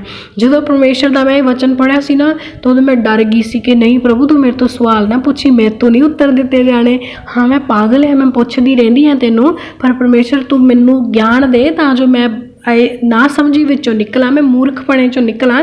ਕਿਉਂਕਿ ਸ਼ੁਰੂ ਤੋਂ ਹੀ ਮੈਂ ਬਚਪਨ ਤੋਂ ਜਿੱਦੀ ਸੀ, ਮੈਂ ਆਪਣੀ ਜਿੱਦ ਦੇ ਨਾਲ ਹਾਸਿਲ ਕਰਦੀ ਸੀ ਹਰੇਕ ਚੀਜ਼, ਪਰ ਪਰਮੇਸ਼ਰ ਨੇ ਮੈਨੂੰ ਉਸ ਜਿੱਦ ਦੇ ਵਿੱਚੋਂ ਦੱਸਿਆ ਕਿ ਤੂੰ ਕਰ ਲਾ ਮੇਰੇ ਕੋਲੇ ਜਿੱਦ, ਕਿਉਂਕਿ ਇੱਥੇ ਤੇਰੀ ਨਹੀਂ ਪੂਰੀ ਹੋਣੀ। ਉਹ ਤੇਰੇ ਧਰਤੀ ਦੇ ਮਾਂ-ਬਾਪ ਹੀ ਆ ਜਿਹੜੇ ਤੈਨੂੰ ਜਿੱਦ ਕਰੀ ਤੋਂ ਦੇ ਦਿੰਦੇ ਆ। ਤੂੰ ਮੈਥੋਂ ਜਿੱਦ ਨਾਲ ਲੈ ਕੇ ਦੇਖ, ਤੇ ਮੈਂ ਨਹੀਂ ਲੈ ਪਾਈ। ਮੈਂ ਜਿੱਦ ਨਾਲ ਅੜੀ ਦੇ ਨਾਲ, ਜਿੱਥੇ ਮੈਨੂੰ ਮਨਾ ਵੀ ਕਰਨਾ ਘਰਦਿਆਂ ਨੇ ਵੀ ਇੱਥੇ ਨਹੀਂ ਲੱਗਣਾ ਤੇਰਾ, ਤੂੰ ਪੈਸੇ ਨਾ ਖਰਾਬ ਕਰ, ਅੜੀ ਨਾਲ ਮੈਂ ਲਾਉਂਦੀ ਸੀ, ਪੈਸੇ ਖਰਾਬ ਕੀਤੇ, ਬਣਿਆ ਮੇਰਾ ਕੁਛ ਵੀ ਨਹੀਂ। ਤਾਂ ਪਰਮੇਸ਼ਰ ਨੇ ਦੱਸਿਆ ਵੀ ਸਾਡੀ ਜਿੱਦ ਕਿਸੇ ਕੰਮ ਦੀ ਨਹੀਂ ਹੈਗੀ, ਕਿਉਂਕਿ ਜੋ ਪਰਮੇਸ਼ਰ ਨੇ ਕਰਨਾ ਉਹ ਸਾਡੇ ਲਈ ਚੰਗਾ ਹੀ ਕਰੇਗਾ। ਉਸੇ ਤਰ੍ਹਾਂ ਪਰਮੇਸ਼ਰ ਕਹਿੰਦਾ ਅੱਜ ਮੈਂ ਤੇਥੋਂ ਸਵਾਲ ਪੁੱਛਦਾ ਹਾਂ, ਕੀ ਤੂੰ ਮੇਰੇ ਨਿਆਂ ਨੂੰ ਰੱਦ ਕਰ ਸਕਦਾ? ਕੀ ਤੂੰ ਮੇਰੇ ਫੈਸਲੇ ਨੂੰ ਕਹਿੰਦਾ ਰੱਦ ਕਰ ਸਕਦਾ ਆ? ਕਹਿੰਦਾ ਕੀ ਤੂੰ ਮੈਨੂੰ ਦੋਸ਼ੀ ਠਹਿਰਾ ਸਕਦਾ ਤਾਂ ਜੋ ਤੂੰ ਨਿਰਦੋਸ਼ ਠਹਿਰੇ? ਜਿੱਦਾਂ ਅਸੀਂ ਹਮੇਸ਼ਾ ਹੀ ਕਹਿ ਦਿੰਦੇ ਹਾਂ ਵੀ ਅਸੀਂ ਤਾਂ ਸੱਚੇ ਮਨ ਦੇ ਨਾਲ ਦੁਆ ਕੀਤੀ ਸੀ, ਪਰਮੇਸ਼ਰ ਨੇ ਨਹੀਂ ਸਾਡੀ ਸੁਣੀ। ਔਰ ਇਹ ਸ਼ਬਦ ਹਰ ਇੱਕ ਬੰਦੇ ਦੇ ਆ, ਮੇਰੇ ਵੀ ਆ। ਮੈਂ ਆਪਣੀ ਐਗਜ਼ਾਮਪਲ ਵਾਰ-ਵਾਰ ਤੁਹਾਨੂੰ ਮੈਂ ਕਹਿ ਰਹੀ, ਮੈਂ ਇਸ ਲਈ ਦੇ ਰਹੀ ਹਾਂ ਤਾਂ ਕਿ ਸਾਨੂੰ ਇਹ ਨਾ ਲੱਗੇ ਵੀ ਅੱਜ ਮੈਂ ਆਪਣੇ ਆਪ ਨੂੰ ਬਹੁਤ ਖਰਾ ਦੱਸਦੀ ਹਾਂ ਵੀ ਮੈਂ ਨਹੀਂ ਕਰਦੀ, ਤੁਸੀਂ ਹੀ ਕਰਦੇ ਆ। ਜੋ ਕਮੀਆਂ ਨੇ ਸਾਰੀਆਂ ਤੁਹਾਡੇ 'ਚ ਹੀ ਆ, ਮੇਰੇ 'ਚ ਨਹੀਂ ਆ। ਮੈਂ ਕਮੀਆਂ ਦੀ ਭਰੀ ਹੋਈ ਸੀ, ਮੈਨੂੰ ਪਰਮੇਸ਼ਰ ਨੇ ਬਹੁਤ ਅਕਲ ਦਿੱਤੀ ਆ, ਬਹੁਤ ਸਮਝਾਇਆ, ਬਹੁਤ ਸੁਧਾਰਤਾ, ਬਹੁਤ ਬਦਲ ਦਿੱਤਾ ਆ। ਮੈਂ ਇਹਨਾਂ ਚੀਜ਼ਾਂ 'ਚੋਂ ਹੁਣ ਨਿਕਲ ਚੁੱਕੀ ਹਾਂ। ਮੈਂ ਚਾਹੁੰਦੀ ਹਾਂ ਤੁਸੀਂ ਵੀ ਨਿਕਲੋ। ਜਿਹੜਾ ਵੀ ਮੈਂ ਟੌਪਿਕ ਲੈ ਕੇ ਆਉਣੀ, ਪਹਿਲਾਂ ਮੈਂ ਆਪਣੀ ਜ਼ਿੰਦਗੀ 'ਚ ਵੇਖਦੀ ਵੀ ਹਾਂ ਮੇਰੇ 'ਚ ਕਮੀ ਹੈਗੀ ਸੀ, ਮੈਂ ਕੱਢ ਲਈ ਆ, ਤੇ ਹੁਣ ਦੂਸਰਿਆਂ 'ਚੋਂ ਵੀ ਨਿਕਲੇ ਤਾਂ ਕਿ ਦੂਜੇ ਵੀ ਬਚਾਏ ਜਾਣ। ਤਾਂ ਇਹ ਜੋ ਸਵਾਲ ਪੁੱਛਣ ਵਾਲੀ ਕਹਾਣੀ ਆ ਨਾ, ਇਹ ਮੇਰੀ ਵੀ ਬਹੁਤ ਲੰਮਾ ਚਿਰ ਚੱਲੀ ਆ। ਪਰਮੇਸ਼ਰ ਦੱਸ, ਤੂੰ ਮੈਨੂੰ ਦੱਸ, ਕਿਉਂ ਨਹੀਂ ਦੱਸਦਾ? ਪਰਮੇਸ਼ਰ ਨੇ ਨਹੀਂ ਦੱਸਿਆ ਕਿਉਂਕਿ ਉਹ ਆਪਣੇ ਰੂਲ ਦੇ ਹਿਸਾਬ ਦੇ ਨਾਲ ਕੰਮ ਕਰਦਾ, ਕਿਸੇ ਦੀ ਜਿੱਦ ਦੇ ਹਿਸਾਬ ਦੇ ਨਾਲ ਕੰਮ ਨਹੀਂ ਕਰਦਾ। ਉਹ ਕਹਿੰਦਾ ਕੀ ਤੂੰ ਮੇਰੇ ਨਿਆਂ ਨੂੰ ਰੱਦ ਕਰੇਗਾ? ਕਰ ਸਕਦੇ ਅਸੀਂ ਕੀ ਪਰਮੇਸ਼ਰ ਦੇ ਨਿਆਂ ਨੂੰ ਰੱਦ? ਨਹੀਂ ਕਰ ਸਕਦੇ ਨਾ। ਮੇਰੀ ਸੋਚ ਸੀ ਕਿ ਪੈਸੇ ਦੀ ਗੇਮ ਆ, ਸਾਰੀ ਦੁਨੀਆ 'ਚ ਪੈਸਾ ਸਿੱਟੋ ਤੇ ਜੋ ਮਰਜ਼ੀ ਚੀਜ਼ ਹਾਸਿਲ ਕਰ ਲਓ। ਮੈਂ ਪੈਸੇ ਵੀ ਸਿੱਟ ਵੇਖ ਲਏ, ਮੇਰਾ ਕੁਛ ਨਹੀਂ ਬਣਿਆ। ਮੈਨੂੰ ਵੀਜ਼ਾ ਚਾਹੀਦਾ ਸੀ, ਨਹੀਂ ਮਿਲਿਆ ਮੈਨੂੰ ਵੀਜ਼ਾ। ਮੈਂ ਪੈਸੇ ਵੀ ਭਰ ਦੇਖ ਲਏ, ਕਿਉਂਕਿ ਜਿੱਥੇ ਪਰਮੇਸ਼ਰ ਦੀ ਮਰਜ਼ੀ ਨਹੀਂ ਆ ਨਾ, ਉੱਥੇ ਧਰਤੀ ਦਾ ਧਨ ਦੌਲਤ ਰੱਖਿਆ ਹੀ ਰਹਿ ਜਾਂਦਾ ਆ। ਕਹਿੰਦਾ ਬਾਹਲਾ ਸਿਆਣਾ ਬਣਨ ਵਾਲਾ ਇਨਸਾਨ ਨਾ ਆਖਰ ਰੂੜੀ ਤੇ ਡਿੱਗਦਾ ਹੁੰਦਾ। ਤੇ ਮੈਨੂੰ ਲੱਗਦਾ ਸੀ ਕਿ ਮੈਂ ਬਾਹਲੀ ਸਿਆਣੀ ਆ, ਮੈਨੂੰ ਬਾਹਲਾ ਪਤਾ, ਮੈਂ ਆਪਦੇ ਅਕਲ ਦੇ ਹਿਸਾਬ ਨਾਲ ਕਰ ਲੈਣਾ ਆ। ਪਰ ਪਰਮੇਸ਼ਰ ਕਹਿੰਦਾ ਤੇਰੀ ਅਕਲ ਕਹਿੰਦਾ 1% ਵੀ ਨਹੀਂ ਹੈਗੀ। ਤੂੰ ਨਾ ਸਮਝਿਆ, ਤੂੰ ਮੂਰਖ ਆ, ਤੂੰ ਮੰਦ ਬੁੱਧੀ, ਤੈਨੂੰ ਨਹੀਂ ਸਮਝ ਤੂੰ ਕੀ ਕਰ ਰਿਹਾ, ਕਿਉਂਕਿ ਮੈਂ ਤੇਰੇ ਲਈ ਜੋ ਪਲਾਨ ਕੀਤਾ ਬੈਸਟ ਕੀਤਾ ਆ।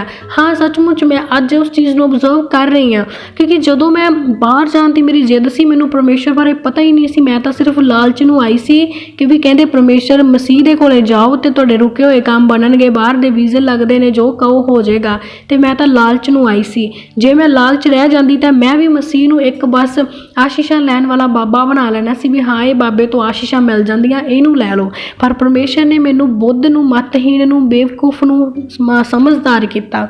ਸੱਚਮੁੱਚ ਮੈਂ ਨਾ ਸਮਝ ਸੀ, ਮੈਂ ਜਿੱਦੀ ਸੀ, ਮੈਨੂੰ ਨਹੀਂ ਸੀ ਪਤਾ। ਪਰ ਅੱਜ ਜੋ ਸਮਝ ਵਾਲੀਆਂ ਗੱਲਾਂ ਤੁਸੀਂ ਸੁਣ ਰਹੇ ਹੋ, ਈਵਨ ਮੇਰੇ ਘਰ ਦੇ ਵੀ ਹੈਰਾਨ ਹੁੰਦੇ ਆ ਕਿ ਸਾਡਾ ਇਹ ਉਹ ਬੱਚਾ ਜਿਹਨੂੰ ਅਸੀਂ ਸਾਰੀ ਉਮਰ 'ਚ ਨਹੀਂ ਸੁਧਾਰ ਪਾਏ, 1 ਸਾਲ ਦੇ ਵਿੱਚ ਪਰਮੇਸ਼ਰ ਨੇ ਇਹਨੂੰ ਇੰਨੀ ਅਕਲ ਕਿੱਥੋਂ ਦੇ ਦਿੱਤੀ ਵੀ ਐਡੀਆਂ ਗੱਲਾਂ ਇਹ ਗਹਿਰੀਆਂ ਕਿੱਥੋਂ ਕੱਢ ਕੇ ਲਿਆਉਂਦੀ ਆ। ਮੈਨੂੰ ਖੁਦ ਵੀ ਨਹੀਂ ਪਤਾ ਹੁੰਦਾ ਕਿ ਮੈਂ ਕਈ ਗੱਲ ਕਹਿ ਜਾਂਦੀ ਹਾਂ ਪਰ ਕਿੱਥੋਂ ਆਉਂਦੀ ਹੈ ਉਹ ਗੱਲ। ਪਰਮੇਸ਼ਰ ਹੀ ਅਕਲ ਬੁੱਧ ਦੇਣ ਵਾਲਾ, ਕਿਉਂਕਿ ਉਹ ਕਹਿੰਦਾ ਵੀ ਤੂੰ ਮੈਨੂੰ ਦੋਸ਼ੀ ਨਹੀਂ ਠਹਿਰਾ ਸਕਦਾ, ਅਤੇ ਮੈਂ ਦੋਸ਼ੀ ਠਹਿਰਾਉਂਦੀ ਸੀ ਉਹਨੂੰ, ਪਰ ਉਹਨੇ ਅੰਤ 'ਤੇ ਮੈਨੂੰ ਕੀ ਕਿਹਾ ਕਿ ਤੂੰ ਅੱਜ ਸ਼ਰਮਿੰਦਾ ਹੈ ਉਸ ਗੱਲ ਤੋਂ। ਹਾਂ, ਮੈਂ ਸ਼ਰਮਿੰਦਾ ਹਾਂ, ਸੱਚਮੁੱਚ ਮੈਂ ਸ਼ਰਮਿੰਦਾ ਹਾਂ ਕਿ ਮੈਂ ਉਹਨੂੰ ਸਵਾਲ ਪੁੱਛਦੀ ਸੀ, ਕਿਉਂਕਿ ਮੇਰੇ ਤੋਂ ਉਹਦੇ ਸਵਾਲਾਂ ਦੇ ਜਵਾਬ ਨਹੀਂ ਹੈਗੇ। ਪਰਮੇਸ਼ਰ ਦੇ ਮੈਂ ਨਿਆਂ ਨੂੰ ਰੱਦ ਨਹੀਂ ਕਰ ਸਕਦੀ, ਮੈਂ ਪਰਮੇਸ਼ਰ ਨੂੰ ਦੋਸ਼ੀ ਨਹੀਂ ਠਹਿਰਾ ਸਕਦੀ, ਮੈਂ ਨਿਰਦੋਸ਼ ਹੋ ਹੀ ਨਹੀਂ ਸਕਦੀ, ਕਿਉਂਕਿ ਸੱਚਮੁੱਚ ਮੈਂ ਸਿਰ ਤੋਂ ਲੈ ਕੇ ਪੈਰਾਂ ਤੱਕ ਦੋਸ਼ਾਂ ਨਾਲ ਭਰੀ ਹੋਈ ਹਾਂ। ਪਰਮੇਸ਼ਰ ਮਾਫ਼ ਕਰੇ ਉਹਨਾਂ ਸਾਰੇ ਭੈਣਾਂ ਭਾਈਆਂ ਨੂੰ ਜੋ ਪਰਮੇਸ਼ਰ ਨੂੰ ਸਵਾਲ ਕਰਦੇ ਨੇ। ਔਰ ਅੱਜ ਅਸੀਂ ਪਰਮੇਸ਼ਰ ਦੇ ਸਵਾਲ ਦਾ ਜਵਾਬ ਨਹੀਂ ਦੇ ਸਕਦੇ, ਕੋਈ ਵੀ ਨਹੀਂ ਦੇ ਸਕਦੇ। ਕਹਿੰਦਾ ਕਿਉਂਕਿ ਨਾ ਤਾਂ ਤੁਸੀਂ ਮੇਰੇ ਨਿਆਂ ਨੂੰ ਰੱਦ ਕਰ ਸਕਦੇ ਆ, ਨਾ ਤੁਸੀਂ ਮੈਨੂੰ ਦੋਸ਼ੀ ਠਹਿਰਾ ਹੀ ਸਕਦੇ ਆ, ਨਾ ਕਹਿੰਦਾ ਤੁਸੀਂ ਨਿਰਦੋਸ਼ ਹੀ ਆ, ਨਾ ਤੁਹਾਡਾ ਬਲ ਪਰਮੇਸ਼ਰ ਵਰਗਾ ਆ, ਤੇ ਨਾ ਹੀ ਤੁਹਾਡੀ ਆਵਾਜ਼ ਪ੍ਰਭੂ ਵਰਗੀ ਗੱਜਦੀ ਆ।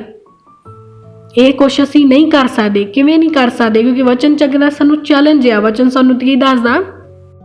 ਅਯੂਬ 40 ਉਹਦੀ 12 ਤੋਂ ਲੈ ਕੇ 14 ਨੰਬਰ ਆਇਤ ਤੱਕ।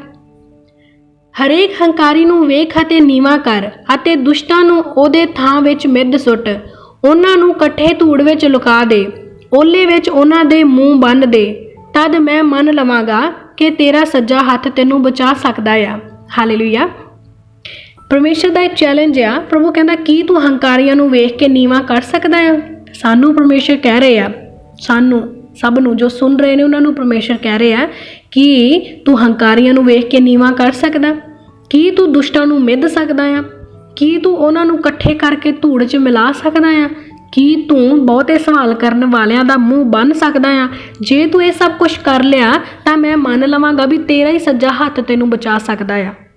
ਪਰ ਅਸੀਂ ਕੁਝ ਨਹੀਂ ਕਰ ਸਕਦੇ, ਅਸੀਂ ਕਰ ਹੀ ਨਹੀਂ ਸਕਦੇ ਚੀਜ਼ਾਂ, ਕਿਉਂਕਿ ਇਹ ਸਾਰਾ ਅਧਿਕਾਰ ਪਰਮੇਸ਼ਰ ਦਾ। ਅਗਰ ਸਾਨੂੰ ਪਰਮੇਸ਼ਰ ਅਧਿਕਾਰ ਦੇਵੇ ਵੀ ਨਾ 100% ਹੈ ਵੀ ਅਸੀਂ ਗੜਬੜੀ ਕਰ ਜਾਵਾਂਗੇ। ਔਰ ਇਹਦੀ ਸਿੰਪਲ ਜਿਹੀ ਐਗਜ਼ਾਮਪਲ ਦੇਵਾਂਗੇ ਅਸੀਂ ਕਿ ਇੱਕ ਪਰਿਵਾਰ ਦੀ ਵਿਵਸਥਾ ਲਾ ਲਓ। ਇੱਕ ਫਾਦਰ ਆ, ਇੱਕ ਫਾਦਰ ਦੇ 4 ਬੱਚੇ ਨੇ, ਔਰ ਉਹ ਚਾਰੇ ਬੱਚਿਆਂ ਦੇ ਵਿੱਚੋਂ 2 ਸਮਝਦਾਰ ਆ, 2 ਬੇਵਕੂਫ ਆ, ਮਤਲਬ ਉਹਦੀ ਆਗਿਆ ਨਹੀਂ ਮੰਨਦੇ, ਅਣਆਗਿਆਕਾਰ ਆ। ਤੇ ਜਦੋਂ ਇੱਕ ਫਾਦਰ ਜਿਹਦੇ ਕੋਲੇ ਸਿਰਫ 4 ਬੱਚਿਆਂ ਦੀ ਦੇਖਭਾਲ ਕਰਨ ਦਾ ਜ਼ਿੰਮਾ ਆ, ਤੇ ਉਹ ਚਾਰਾਂ ਨੂੰ ਇੱਕੋ ਜਿਹੀ ਸਿੱਖਿਆ ਨਹੀਂ ਦੇ ਸਕਿਆ, ਚਾਰਾਂ ਨੂੰ ਇੱਕੋ ਜਿਹੇ ਗੁਣ ਨਹੀਂ ਦੇ ਪਾਇਆ, ਚਾਰਾਂ ਨੂੰ ਇੱਕੋ ਜਿਹੀ ਅਕਲ ਬੁੱਧ ਮੱਤ ਦੇਣ ਵਿੱਚ ਅਸਫਲ ਹੋ ਗਿਆ, ਤਾਂ ਕੀ ਉਹ ਇੱਕ ਪਰਸਨ ਪੂਰੀ ਸ੍ਰਿਸ਼ਟੀ ਦੇ ਲੋਕਾਂ ਨੂੰ ਸੈੱਟ ਕਰ ਲੇਗਾ? ਕਿ ਉਹ ਸਾਰੀ ਸ੍ਰਿਸ਼ਟੀ ਨੂੰ ਸੰਭਾਲ ਲੇਗਾ? ਅਸੀਂ ਖੁਦ ਹਰ ਘਰ ਦੀ ਇਹ ਕਹਾਣੀ ਆ, ਕਿਸੇ ਦਾ ਬੱਚਾ ਗੱਲ ਨਹੀਂ ਮੰਨਦਾ, ਕਿਸੇ ਦਾ ਬੱਚਾ ਪ੍ਰੇਅਰ ਨਹੀਂ ਕਰਦਾ, ਕਿਸੇ ਦਾ ਬੱਚਾ ਨਸ਼ਾ ਕਰਦਾ ਆ, ਕੋਈ ਵਿਚਾਰ ਵਿੱਚ ਆ, ਕੋਈ ਆਪਣੇ ਮਾਂ-ਬਾਪ ਨਾਲ ਬੋਲਦਾ ਹੀ ਨਹੀਂ, ਕੋਈ ਜੇ ਬੋਲਦਾ ਆ ਤਾਂ ਖਾਣ ਨੂੰ ਆਉਂਦਾ ਆ ਜਾਂ ਲੜਦਾ ਆ। ਇਹ ਹਰ ਘਰ ਦੀ ਕਹਾਣੀ ਆ। ਤਾਂ ਜਦੋਂ ਇੱਕ ਪਰਸਨ, ਇੱਕ ਫਾਦਰ ਆਪਣੇ ਪੂਰੇ ਪਰਿਵਾਰ ਦੀ ਵਿਵਸਥਾ ਸਹੀ ਨਹੀਂ ਕਰ ਸਕਦਾ, ਤਾਂ ਕੀ ਉਹ ਪਰਸਨ ਕਹਿ ਸਕਦਾ ਵੀ ਪਰਮੇਸ਼ਰ ਤੂੰ ਮੈਨੂੰ ਦੁਨੀਆ ਫੜਾ, ਮੈਂ ਤੈਨੂੰ ਦੁਨੀਆ ਚਲਾ ਕੇ ਦਿਖਾਵਾਂਗਾ? ਜੇ ਤੁਹਾਡੇ ਤੋਂ ਆਪਣੀ ਛੋਟੀ ਜਿਹੀ ਦੁਨੀਆ ਨਹੀਂ ਸਾਂਭੀ ਗਈ, ਸਾਰੀ ਦੁਨੀਆ ਕਿੱਥੋਂ ਸਾਂਭ ਲਾਂਗੇ ਅਸੀਂ? ਔਰ ਇਹ ਤਾਂ ਗੱਲ ਰਹੀ ਪਰਿਵਾਰ ਦੀ। ਹੁਣ ਅਸੀਂ ਆਪਣੀ ਜ਼ਿੰਦਗੀ 'ਚ ਵੇਖਦੇ ਹਾਂ ਕਿ ਸਾਨੂੰ ਇਹ ਨਹੀਂ ਪਤਾ ਵੀ ਚੋਰੀ ਕਰਨਾ ਪਾਪ ਆ, ਜਾਂ ਸਾਨੂੰ ਇਹ ਨਹੀਂ ਪਤਾ ਵੀ ਝੂਠ ਬੋਲਣਾ ਪਾਪ ਆ, ਜਾਂ ਸਾਨੂੰ ਇਹ ਵੀ ਨਹੀਂ ਕਿਸੇ ਨੇ ਦੱਸਿਆ ਵੀ ਹੰਕਾਰ ਕਰਨਾ, ਲੋਭ ਕਰਨਾ, ਵੈਰ ਕਰਨਾ ਇਹ ਪਾਪ ਆ। ਪਤਾ ਤਾਂ ਸਾਨੂੰ ਸਭ ਕੁਝ ਆ ਨਾ, ਫਿਰ ਵੀ ਅਸੀਂ ਕਰਦੇ ਹਾਂ। ਸਿਗਰਟ ਦੇ ਡੱਬੇ ਦੇ ਉੱਤੇ ਲਿਖਿਆ ਹੁੰਦਾ ਆ ਕਿ smoking is injurious to health, ਫਿਰ ਵੀ ਅਸੀਂ ਕਰਦੇ ਹਾਂ। ਸ਼ਰਾਬ ਪੀਣਾ ਸਿਹਤ ਦੇ ਲਈ ਹਾਨੀਕਾਰਕ ਹੈ ਲਿਖਿਆ ਹੁੰਦਾ, ਫਿਰ ਵੀ ਅਸੀਂ ਪੀਂਦੇ ਹਾਂ। ਸਾਨੂੰ ਪਤਾ ਆ ਵੀ ਦਿਨ ਰਾਤ ਮਿਹਨਤ ਕਰੀਏ ਤਾਂ ਅਸੀਂ ਅਮੀਰ ਹੋ ਜਾਵਾਂਗੇ, ਅਸੀਂ ਥੋੜ੍ਹੀ ਮਿਹਨਤ ਕਰਦੇ ਹਾਂ। ਸਾਨੂੰ ਇਹ ਵੀ ਪਤਾ ਵੀ ਅਸੀਂ ਦਿਨ ਰਾਤ ਇੱਕ ਕਰਕੇ ਪੜ੍ਹਾਈ ਕਰੀਏ ਤਾਂ ਅਸੀਂ 100 'ਚੋਂ 100 ਨੰਬਰ ਲੈ ਸਕਦੇ ਹਾਂ, ਅਸੀਂ ਫਿਰ ਵੀ ਮਿਹਨਤ ਥੋੜ੍ਹੀ ਕਰਦੇ ਹਾਂ। ਸਾਨੂੰ ਪਤਾ ਸਭ ਕੁਛ ਆ, ਪਰ ਸਿਰਫ ਪਤਾ ਹੋਣ ਦੇ ਨਾਲ ਸਭ ਕੁਝ ਨਹੀਂ ਹੋ ਜਾਂਦਾ, ਕਰਨਾ ਪੈਂਦਾ ਆ, ਪਰ ਅਸੀਂ ਕਰਨਾ ਨਹੀਂ ਚਾਹੁੰਦੇ। ਜਦੋਂ ਅਸੀਂ ਆਪਣੀ ਜ਼ਿੰਦਗੀ ਨੂੰ ਸਿੱਧ ਨਹੀਂ ਕਰ ਸਕਦੇ, ਕੀ ਅਸੀਂ ਪੂਰੇ ਸੰਸਾਰ ਦੀ ਵਿਵਸਥਾ ਸਹੀ ਚਲਾ ਲਾਂਗੇ? ਨਹੀਂ ਚਲਾ ਸਕਦੇ ਨਾ। ਇਸ ਕਰਕੇ ਅਸੀਂ ਪਰਮੇਸ਼ਰ ਦੇ ਸਵਾਲਾਂ ਦੇ ਜਵਾਬ ਦੇ ਹੀ ਨਹੀਂ ਸਕਦੇ। ਕਦੇ ਵੀ ਇਹ ਨਾ ਸੋਚੋ ਵੀ ਜੇ ਅਸੀਂ ਪ੍ਰਭੂ ਦੇ ਵਿੱਚ ਆ ਗਏ ਹਾਂ, ਅਸੀਂ ਕੋਈ ਚੰਗੇ ਕੰਮ ਕੀਤੇ ਸੀ ਤਾਂ ਪਰਮੇਸ਼ਰ 'ਚ ਆ ਗਏ ਹਾਂ, ਤੇ ਹੁਣ ਪਰਮੇਸ਼ਰ ਸਾਡੇ ਚੰਗੇ ਕੰਮ ਕਿੱਥੇ ਗਏ? ਜੇ ਅਸੀਂ ਐਡੇ ਚੰਗੇ ਕੰਮ ਕੀਤੇ ਸੀ, ਅਸੀਂ ਪਰਮੇਸ਼ਰ 'ਚ ਆ ਗਏ ਹਾਂ, ਤਾਂ ਫਿਰ ਸਾਡੀਆਂ ਆਸ਼ੀਸ਼ਾਂ ਕਿੱਥੇ ਆ? ਕਿੱਥੇ ਆ ਬਰਕਤਾਂ ਸਾਡੀਆਂ? ਕਿ ਅਸੀਂ ਚੰਗੇ ਕਰਮਾਂ ਦੇ ਨਾਲ ਪਰਮੇਸ਼ਰ 'ਚ ਆਏ ਹਾਂ? ਜਾਣਨ ਦੇ ਲਈ ਅਸੀਂ ਵਚਨ 'ਚੋਂ ਪੜ੍ਹਾਂਗੇ ਅਫਸੀਆ 2 ਉਹਦੀ 8 ਔਰ 9 ਨੰਬਰ ਆਇਤ ਨੂੰ। ਕਿਉਂ ਜੋ ਤੁਸੀਂ ਕਿਰਪਾ ਤੋਂ ਵਿਸ਼ਵਾਸ ਦੇ ਰਾਹੀਂ ਬਚਾਏ ਗਏ, ਅਤੇ ਇਹ ਤੁਹਾਡੇ ਵੱਲੋਂ ਨਹੀਂ, ਇਹ ਪਰਮੇਸ਼ਰ ਦੀ ਦਾਤ ਹੈ, ਇਹ ਕਰਮਾਂ ਤੋਂ ਨਹੀਂ, ਅਜਿਹਾ ਨਾ ਹੋਵੇ ਕਿ ਕੋਈ ਘਮੰਡ ਕਰੇ। ਹਾਲੇਲੂਇਆ।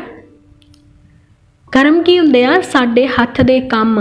ਹਰ ਕੀ ਸਾਨੂੰ ਐਡਾ ਹੀ ਮਾਣ ਆ ਵੀ ਅਸੀਂ ਬੜੇ ਸੋਹਣੇ ਕੰਮ ਕਰਦੇ ਰਹੇ ਆ ਤੇ ਤਾਂ ਹੀ ਸਾਨੂੰ ਪਰਮੇਸ਼ਰ ਨੇ ਚੁਣ ਲਿਆ। ਕਿ ਅਸੀਂ ਉਹ ਵਚਨ ਨਹੀਂ ਪੜ੍ਹਿਆ? ਯਿਸੂ ਮਸੀਹ ਕੀ ਕਹਿੰਦੇ ਕਿ ਮੈਂ ਧਰਮੀਆਂ ਦੇ ਲਈ ਨਹੀਂ ਪਰ ਪਾਪੀਆਂ ਦੇ ਲਈ ਆਇਆ ਆ। ਮੈਂ ਪਾਪੀਆਂ ਨੂੰ ਚੁਣਦਾ ਕਿਉਂਕਿ ਧਰਮੀ ਤਾਂ ਸਵਰਗ 'ਚ ਆਪੇ ਹੀ ਵੜ ਜਾਣਗੇ। ਧਰਮੀਆਂ ਨੂੰ ਮੈਂ ਕਿਉਂ ਬੁਲਾਵਾਂ? ਉਹ ਤਾਂ ਪਹਿਲਾਂ ਹੀ ਸਵਰਗ ਲਈ ਤਿਆਰ ਆ। ਪਰ ਮੈਂ ਉਹਨਾਂ ਲਈ ਆਵਾਂ ਜਿਹੜੇ ਸਵਰਗ ਦੇ ਰਾਹੋਂ ਭਟਕ ਚੁੱਕੇ ਆ। ਤਾਂ ਮਤਲਬ ਅਸੀਂ ਸਵਰਗ ਦੇ ਰਾਹੋਂ ਭਟਕੇ ਹੋਏ ਸੀ, ਅਸੀਂ ਪਾਪੀ ਸੀ। ਪਰ ਇੱਕ ਪਾਪੀ ਬੰਦੇ ਨੂੰ ਪਰਮੇਸ਼ਰ ਨੇ ਆਪਣੀ ਸੰਤਾਨ ਹੋਣ ਦਾ ਅਧਿਕਾਰ ਕੀ ਦੇ ਦਿੱਤਾ? ਉਹ ਤਾਂ ਸੱਚਮੁੱਚ ਆਪਣੇ ਪਿਤਾ ਨੂੰ ਸਵਾਲ ਕਰਨ ਲੱਗ ਗਿਆ। ਇੱਕ ਬੇਟਾ ਚਾਹੇ ਕਿੰਨਾ ਵੀ ਸਮਝਦਾਰ ਤੇ ਕਿੰਨਾ ਵੀ ਵੱਡਾ ਕਿਉਂ ਨਾ ਹੋ ਜਾਵੇ, ਉਹ ਆਪਣੇ ਬਾਪ ਨੂੰ ਸਵਾਲ ਨਹੀਂ ਕਰ ਸਕਦਾ। ਹਾਂ, ਜੇ ਕਰੇ ਵੀ ਤਾਂ ਅਕਲ ਲੈਣ ਵਾਲੇ ਸਵਾਲ ਕਰੇ ਵੀ ਹਾਂ ਮੈਨੂੰ ਅਕਲ ਦੇ ਪਿਤਾ, ਮੈਨੂੰ ਦੱਸ ਵੀ ਆਹ ਗੱਲ ਕਿਵੇਂ ਆ ਤਾਂ ਕਿ ਮੈਂ ਠੋਕਰ ਨਾ ਖਾਵਾਂ। ਆਹ ਨਹੀਂ ਕਿ ਪਿਤਾ ਤੂੰ ਮੇਰੇ ਲਈ ਕਿਉਂ ਨਹੀਂ ਕੀਤਾ? ਫਲਾਣੇ ਨੇ ਤਾਂ ਆਪਦੇ ਮੁੰਡੇ ਨੂੰ ਆਈਫੋਨ ਲੈ ਤਾ, ਤੂੰ ਮੈਨੂੰ ਕਿਉਂ ਨਹੀਂ ਲੈ ਕੇ ਦਿੱਤਾ? ਤੁਹਾਡੇ ਬਾਪ ਦੀ ਜਿੰਨੀ ਕੁ ਹੈਸੀਅਤ ਹੈਗੀ ਉਹ ਵਿਚਾਰਾ ਤੁਹਾਨੂੰ ਉਦੋਂ ਵੱਧ ਕੇ ਹੀ ਦੇ ਰਿਹਾ ਆ।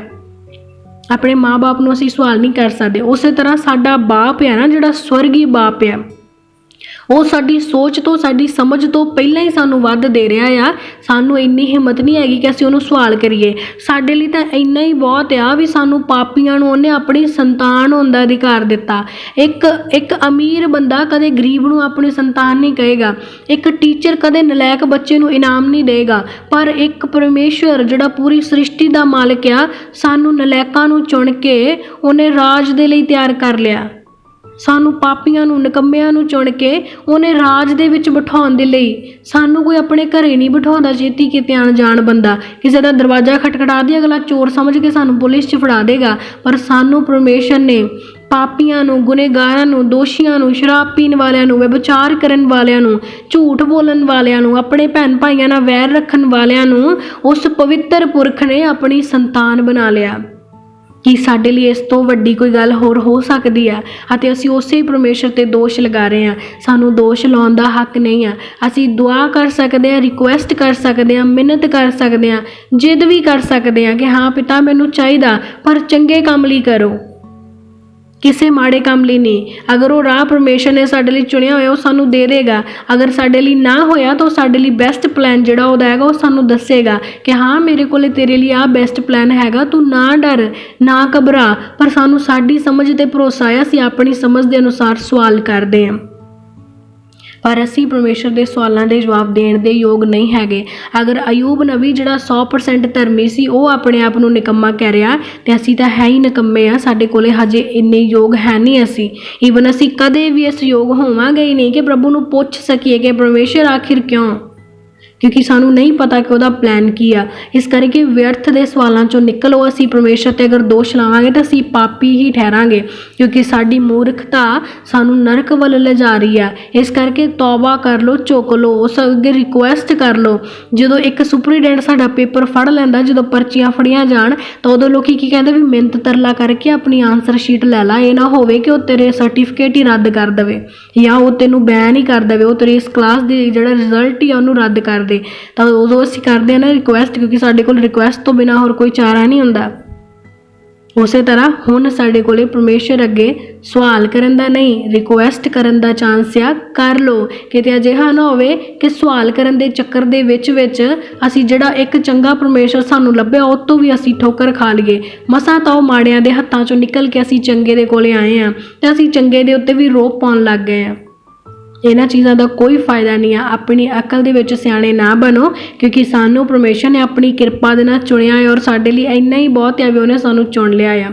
ਜਿੱਦੇ ਸਾਡਾ ਛੁਟਕਾਰਾ ਹੋਣਾ ਹੋਏਗਾ ਹੋ ਜਾਏਗਾ। ਬਸ ਧੰਨਵਾਦ ਦੇ ਨਾਲ ਝੁਕਦੇ ਹੋਏ, ਪਾਪਾਂ ਦੀ ਮਾਫੀ ਮੰਗਦੇ ਹੋਏ, ਪਾਪੀ ਮਨ ਤੋਂ ਤੌਬਾ ਕਰਦੇ ਹੋਏ ਦੁਆਵਾਂ ਦੇ ਵਿੱਚ ਲੱਗੇ ਰਹੋ, ਕਿਉਂਕਿ ਸਾਡੇ ਸਵਾਲ ਦਾ ਜਵਾਬ ਤਾਂ ਸ਼ਾਇਦ ਹੀ ਮਿਲੇ, ਪਰ ਦੁਆ ਦਾ ਜਵਾਬ ਸਾਨੂੰ ਹਰ ਰੋਜ਼ ਦੇਵੇਗਾ ਪਰਮੇਸ਼ਰ। ਹਾਲੇਲੂਇਆ। ਅਸੀਂ ਜੋ ਮੰਗਾਂਗੇ ਉਹਦਾ ਜਵਾਬ ਸਾਨੂੰ ਦੇਵੇਗਾ, ਕਿਉਂਕਿ ਅਸੀਂ ਉੱਤਰ ਦੇਣ ਯੋਗ ਨਹੀਂ ਹੈਗੇ। ਇਸ ਕਰਕੇ ਉੱਤਰ ਮੰਗੋ ਵੀ ਨਾ, ਤਾਂ ਕਿ ਇਹ ਨਾ ਹੋਵੇ ਕਿ ਕੱਲ੍ਹ ਨੂੰ ਸਾਨੂੰ ਸ਼ਰਮਿੰਦਗੀ ਉਠਾਉਣੀ ਪਵੇ। ਉਸ ਤੋਂ ਚੰਗਾ ਕਿ ਅਸੀਂ ਆਸ਼ੀਸ਼ ਨੂੰ ਉਠਾ ਲਈਏ, ਮੌਕੇ ਦਾ ਫਾਇਦਾ ਉਠਾ ਲਈਏ, ਰਿਕੁਐਸਟ ਕਰ ਲਈਏ ਅਤੇ ਉਹ ਸਭ ਕੁਝ ਪ੍ਰਾਪਤ ਕਰ ਲਈਏ ਜੋ ਪਰਮੇਸ਼ਰ ਨੇ ਸਾਡੇ ਲਈ ਰੱਖਿਆ ਆ। ਹਾਲੇਲੂਇਆ। ਤਾਂ ਆਓ ਇਹਨਾਂ ਵਚਨਾਂ ਦੇ ਦੁਆਰਾ ਪਰਮੇਸ਼ਰ ਦੀ ਹਜ਼ੂਰੀ ਵਿੱਚ ਪ੍ਰਾਰਥਨਾ ਕਰਾਂਗੇ। Hallelujah hallelujah hallelujah hallelujah hallelujah hallelujah. ਧੰਨਵਾਦ ਧੰਨਵਾਦ ਧੰਨਵਾਦ ਧੰਨਵਾਦ ਧੰਨਵਾਦ ਧੰਨਵਾਦ ਕਰਦੇ ਖੁਦਾਵੰਦ ਖੁਦਾ, ਅੱਜ ਦੀ ਸਵੇਰ ਦੇ ਲਈ ਤੁਹਾਡਾ ਦਿਲ ਤੋਂ ਧੰਨਵਾਦ ਕਰਦੇ ਮਹਾਨ ਪਰਮੇਸ਼ਰ। ਸੱਚਮੁੱਚ ਤੁਸੀਂ ਪਵਿੱਤਰ ਸ਼ੁੱਧ ਆਜ਼ਾਦ ਅਤੇ ਦਇਆ ਕਰਨ ਵਾਲੇ ਪਰਮੇਸ਼ਰ ਹੋ ਪ੍ਰਭੂ ਜੀ। ਤੁਸੀਂ ਰਾਤ ਭਰ ਸਾਨੂੰ ਸੰਭਾਲਿਆ ਖੁਦਾਵੰਦ, ਮਿੱਠੀ ਪਿਆਰੀ ਨੀਂਦ ਦਿੱਤੀ ਖੁਦਾਵੰਦਾ। ਤੁਹਾਡੇ ਦੂਤਾਂ ਨੇ ਸਾਡੀ ਰਕਸ਼ਾ ਹਿਫਾਜ਼ਤ ਕੀਤੀ, ਤੁਸੀਂ ਸਾਨੂੰ ਪਵਿੱਤਰ ਸ਼ੁੱਧ ਆਜ਼ਾਦ ਕੀਤਾ ਪਿਤਾ ਪਰਮੇਸ਼ਰ। ਸੱਚਮੁੱਚ ਤੁਹਾਡੀ ਸਦਾ ਦੀ ਦਇਆ ਅਤੇ ਕਿਰਪਾ ਨੂੰ ਮੰਗਦੇ ਹਾਂ ਪਿਤਾ ਜੀ, ਆਪਣੇ ਦੂਤਾਂ ਦੇ ਦੁਆਰਾ ਬਲੈਸ ਕਰੋ, ਆਜ਼ਾਦ ਕਰੋ, ਚੰਗਿਆ ਕਰੋ ਮਹਾਨ ਪਰਮੇਸ਼ਰ। ਤੁਸੀਂ ਸਰਵ ਸ਼ਕਤੀਮਾਨ ਦਇਆ ਕਰਨ ਵਾਲੇ ਪਰਮੇਸ਼ਰ ਹੋ ਪ੍ਰਭੂ ਜੀ। ਤੁਸੀਂ ਕਿਰਪਾ ਅਤੇ ਆਸ਼ੀਸ਼ ਨਾਲ ਭਰਨ ਵਾਲੇ ਹੋ ਪਰਮੇਸ਼ਰ ਪਿਤਾ। ਤੁਸੀਂ ਅੱਜ ਤੱਕ ਆਪਣੇ ਧਰਮੀਆਂ ਦੀਆਂ ਆਵਾਜ਼ਾਂ ਨੂੰ ਸੁਣਿਆ ਤੇ ਉਹਨਾਂ ਨੂੰ ਉੱਤਰ ਦਿੱਤਾ। ਤੁਸੀਂ ਪਾਪੀਆਂ ਨੂੰ ਚੁਣਿਆ ਤੇ ਉਹਨਾਂ ਨੂੰ ਸਾਫ਼ ਕੀਤਾ ਪ੍ਰਭੂ ਜੀ। ਤੁਸੀਂ ਸਾਡੇ ਵਰਗੇ ਪਾਪੀਆਂ ਤੋਂ ਨਫ਼ਰਤ ਨਾ ਕੀਤੀ, ਪਰ ਆਪਣੇ ਰਾਜ ਦੇ ਪੁੱਤਰ ਹੋਣ ਦੇ ਲਈ ਸਾਨੂੰ ਚੁਣਿਆ ਖੁਦਾਵੰਦ। ਸੱਚਮੁੱਚ ਅਸੀਂ ਸਭ ਦੇ ਸਭ ਤੁਹਾਡੀ ਪਵਿੱਤਰ ਹਜ਼ੂਰੀ ਅੱਗੇ ਝੁਕਦੇ ਪਿਤਾ ਪਰਮੇਸ਼ਰ, ਤੁਹਾਡੇ ਨਾਮ ਨੂੰ ਮਹਿਮਾ ਤੇ ਵਡਿਆਈ ਦਿੰਦੇ ਹੋਏ ਪ੍ਰਭੂ ਜੀ, ਆਪਣੇ ਸਿਰਾਂ ਨੂੰ ਤੁਹਾਡੀ ਹਜ਼ੂਰੀ 'ਚ ਝੁਕਾਉਣੇ ਖੁਦਾਵੰਦ। ਮਾफ़ करना पिता परमेश्वर, बख्श लेना खुदावंद।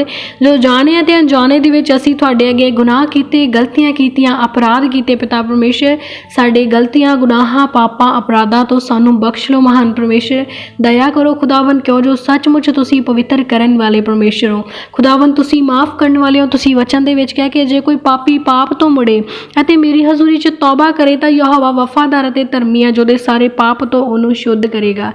साडे गलतियां, गुनाहां, पापां, अपराधां तो शुद्ध करो पिता परमेश्वर। तुहाडा सदा दा दया वाला हत्थ अज सानू संभाले परमेश्वर पिता। कोई विरोधी दी शक्ति साडे मनां दे विच व्यर्थ दे सवालां नूं अते व्यर्थ दे वहमां नूं ना पा सके प्रभु जी। असीं तुहाडी हज़ूरी विच दोषी ना ठहरीए खुदावंद। असीं तुहानूं सवाल ना पुछीए, पर तुहाडी हज़ूरी विच हमेशा नम्रता दे नाल खड़े रहिए खुदावंद, क्यों जो तुसीं कह के वचन दे विच सानू हुक्म दिता कि चुपचाप खड़े रहो ते परमेश्वर दे कम्मां नूं वेखो। सचमुच असीं शांति दे नाल खड़े रहिए खुदावंद और तुहाडे न्याय दा इंतज़ार करिए। जद तुहाडा सच्चा न्याय साडे लई उतरे पिता, वो साडे लई बहुतायत दी आशीष नूं लैके आवे। असीं अपनी समझ दे विच समझदार ना बणीए प्रभु जी। असीं झगड़ालूआं वर्गे ना होईए, तुहाडे नाल बहस ते तुहाडे नाल लड़ाई झगड़ा ना करिए, पर असीं अयूब नबी की तरह नम्र आते नीवें होकर तुहाडी हज़ूरी दे विच झुकीए पिता, और तुहाडे सामने अपने आप नूं हमेशा चुप रखीए। सचमुच अयूब नबी ने कहा कि मैं नकम्मा हाँ ते मैं अपने मूँह दे उत्ते हथ रखदा आं। हर एक जो तुहाडे अगे सवाल करदा पिता परमेश्वर, अज इस गल तो तौबा करे। सचमुच वो अपने आप नूं नीविआं करे प्रभु जी। वो तुहाडे न्याय नूं रद्दे ना खुदावंद। वो तुहानूं दोषी ना ठहरावे ते ना ही खुद नूं निर्दोष बनावे पिता जी, क्यों जो तुहाडा बल वड्डा ते तुहाडी आवाज़ उच्ची गजदी है पिता, और असीं इस योग नहीं हाँ प्रभु जी जो असीं तुहाडा सामना कर सकीए परमेश्वर पिता। असीं एक आग्याकार पुत्र दी तरह तुहाडी हज़ूरी च बणीए ते अपने बाप दे न्याय दा आदर करिए खुदावंद। सचमुच परमेश्वर पिता असीं कुछ भी नहीं है प्रभु जी। असीं अपने दुखां नूं नहीं मिटा सकदे, असीं अपनी हस्ती दे विच कामयाब नहीं हो सकदे जद तक तुहाडी दया किरपा ना होवे। असीं ब्लैस नहीं हो सकदे खुदावंद, क्यों जो तुसीं वचन दे विच कहा कि जे यहोवा ही घर नूं ना बनावे तां बनाउण वाले दी मेहनत व्यर्थ आ।